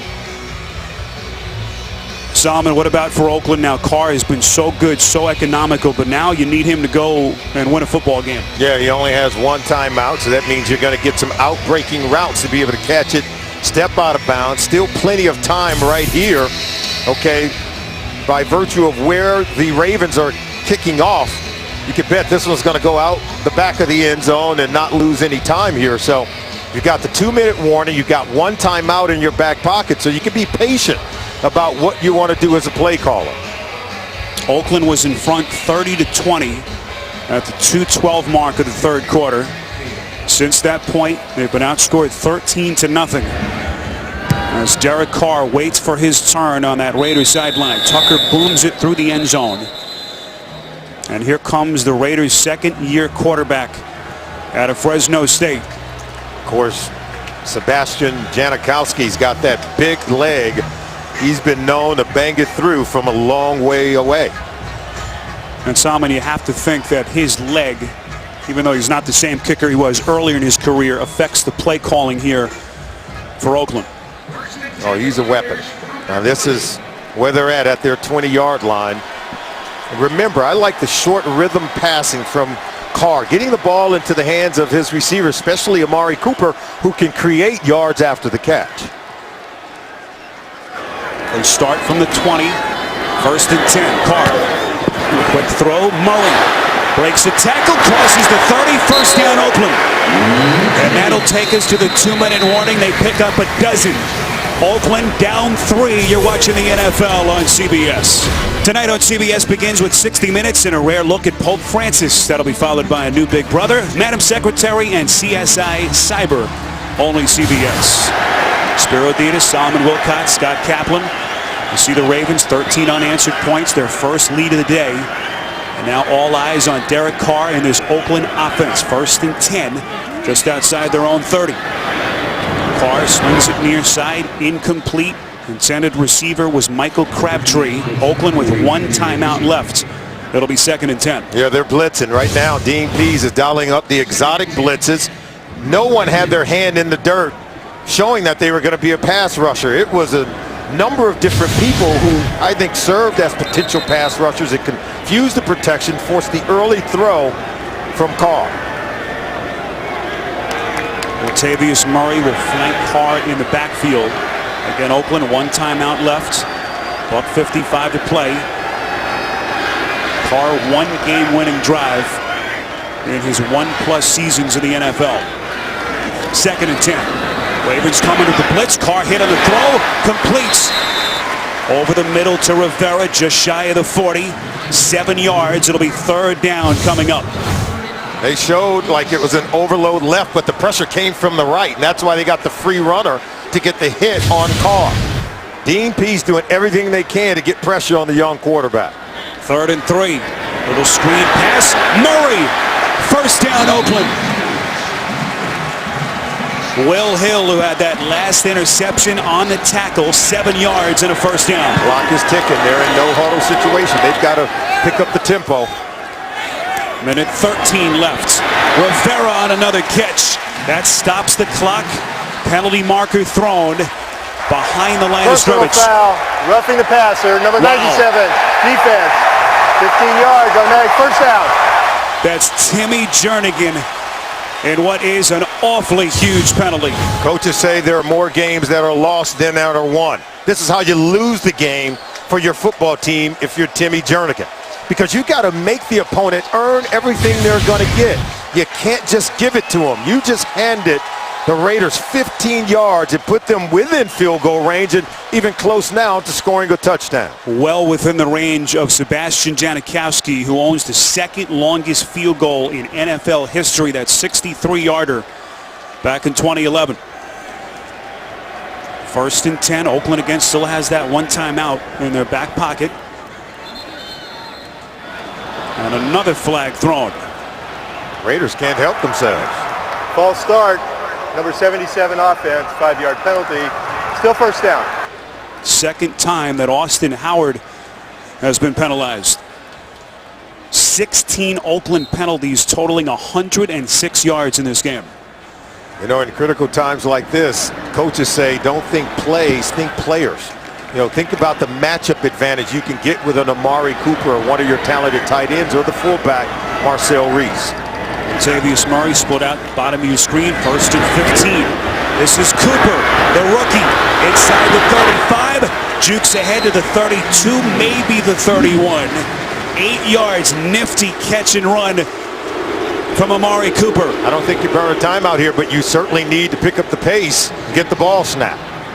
Carr quickly gets him to the line of scrimmage, 2nd and 7. Surveys the defense, fires near side, it's caught. Crabtree, and that is a completion and an Oakland first down. Darius Webb on a coverage, 14 yards on a catch. Not many quarterbacks can make this throw. Not many receivers can make this catch so smoothly with strong hands and keep the feet in bounds as Crabtree there. Textbook work by the veteran receiver. What a play as Crabtree walks a tightrope on that sideline. And now Baltimore will burn a timeout. Their second. What a finish. High drama here in Oakland. We go to New York, JB and Coach Cowher.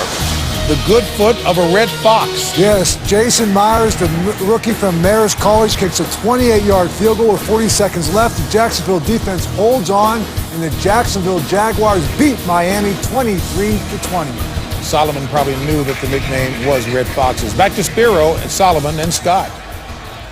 Thank you, JB. What a finish. And we've had some real good finishes today around the NFL. Joe Flacco, all he can do is helplessly look on after marching his offense down the field with a go-ahead Justin Tucker field goal. And now Derek Carr, Solomon, what's he thinking here on 1st and 10? He's thinking matchup. He's thinking, okay, I'm going to read the defense. If I get man-to-man coverage, then I'm going to want to get the ball to one of my talented tight ends. Look for either Rivera, Clive Walford, number 88, or Marcel Reese, who's kind of like a tight end. So one of those guys could be getting the ball here. 1st and 10 from the 17. Raiders have that one timeout left. Carr throws it near side, incomplete. Fans want a penalty, no flag. And who did he throw it to? Walford. He was matched up against Webb. Big body on little body. Walford goes 6'4", 260. Webb 5'10", 180. And look at Webb, able to come around and knock that ball down. Great play by Webb. Of course, Coach Del Rio didn't think so, but I think he has to concede. It was an exceptional play. Webb has been so gritty, had to leave the game for a brief moment early. Had to fight through all his physical ailments last season. 2nd and 10, Carr from the gun. Here come the Ravens on the blitz. Carr throwing inside, it's picked. Will Hill. There is a marker thrown and the football comes loose. A pile at the 17, 18-yard line. They're going to get Will Hill, though, for holding on the intended receiver. Holding, number 33 defense, 5-yard penalty. Automatic first down. Now you can only make contact with the intended receiver within 5 yards. And watch Hill here, and then we're going to see the intended receiver come here. But look, he's going to jam him well beyond 5 yards, right there, using his hands against Michael Rivera. And he gets the interception, but the official is watching that position all the way down the field. They're having a conversation, and Hill's got to know better. You cover with feet, not hands, beyond that 5-yard boundary.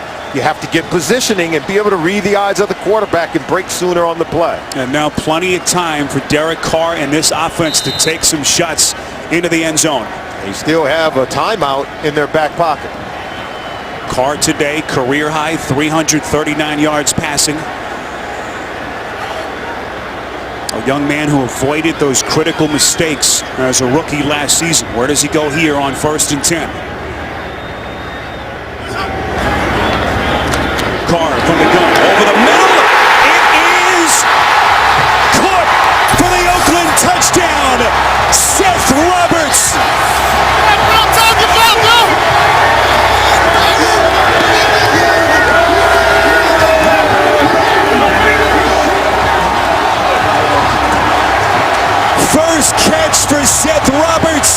And what a moment for the young man out of West Alabama.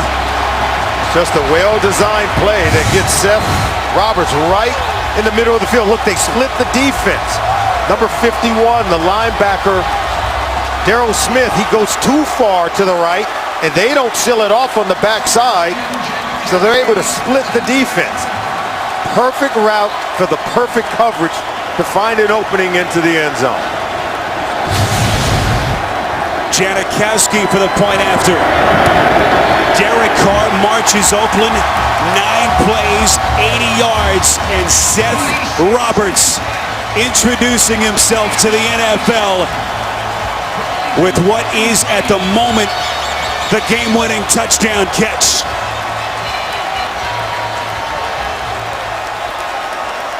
This is great for the young quarterback Derek Carr and the people here in Oakland. We told you he's a player, but sooner or later you got to start winning ball games, right? In order to live up to the promise we talked about, Spiro, at the beginning of the game. Can Carr and Cooper begin to deliver on the promise with production and winning a ball game? 351 yards, 3 touchdown passes for the young Derek Carr against a really good Baltimore defense. Now with 26 seconds left, you ever heard of that one play they call the Hail Mary? I don't know if Mark Trestman has that in his book, but it's what you're looking at. Maybe one shot down to the middle of the field. They still have 1 timeout left, and then another shot down the field into the end zone. Joe Flacco has been so good in terms of game-winning drives in his NFL career. 21 of them, 19 in the regular season, 2 in the playoffs. But this may be asking an awful lot here with 26 seconds left and the Ravens needing a touchdown. 1 timeout left. Campanaro takes a knee in the end zone. And here we go. Here comes Flacco onto the field. 26 seconds left and 1 timeout remaining. Yeah, we told you. I think you got to take the shot. And you can go down the middle of the field because you have that 1 timeout. Depends on the look you get from the defense. But if you can get one-on-one isolation, now that would not be Steve Smith, 15-year veteran, doesn't necessarily have that game-breaking speed. And boy, they missed their first-round pick out of Central Florida. Brashad Perriman was drafted for reasons like this. And look at the formation you get from the Raiders defense. 1st and 10, Flacco throws near side, it's intercepted! Picked off by Nico Thorpe! And the Raiders are gonna win it!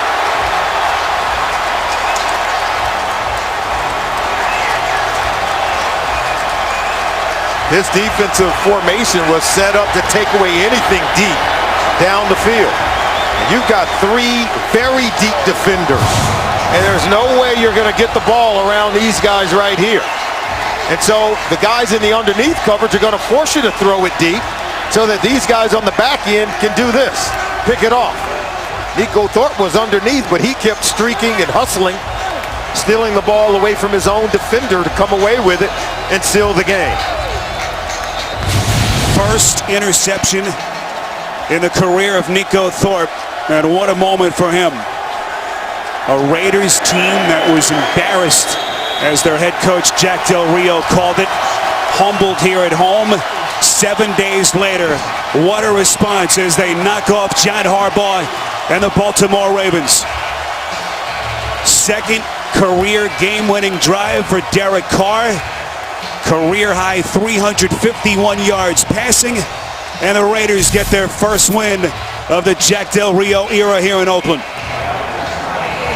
And what a moment for the East Bay native as Derek Carr leads them to a victory. Derek Carr, he wanted to play in this game. Came in, injured, banged up all week long.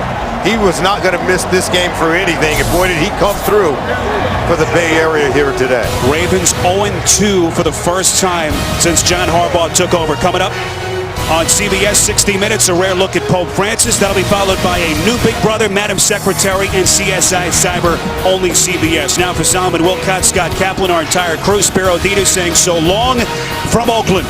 You've been watching the NFL on CBS, home of Super Bowl 50.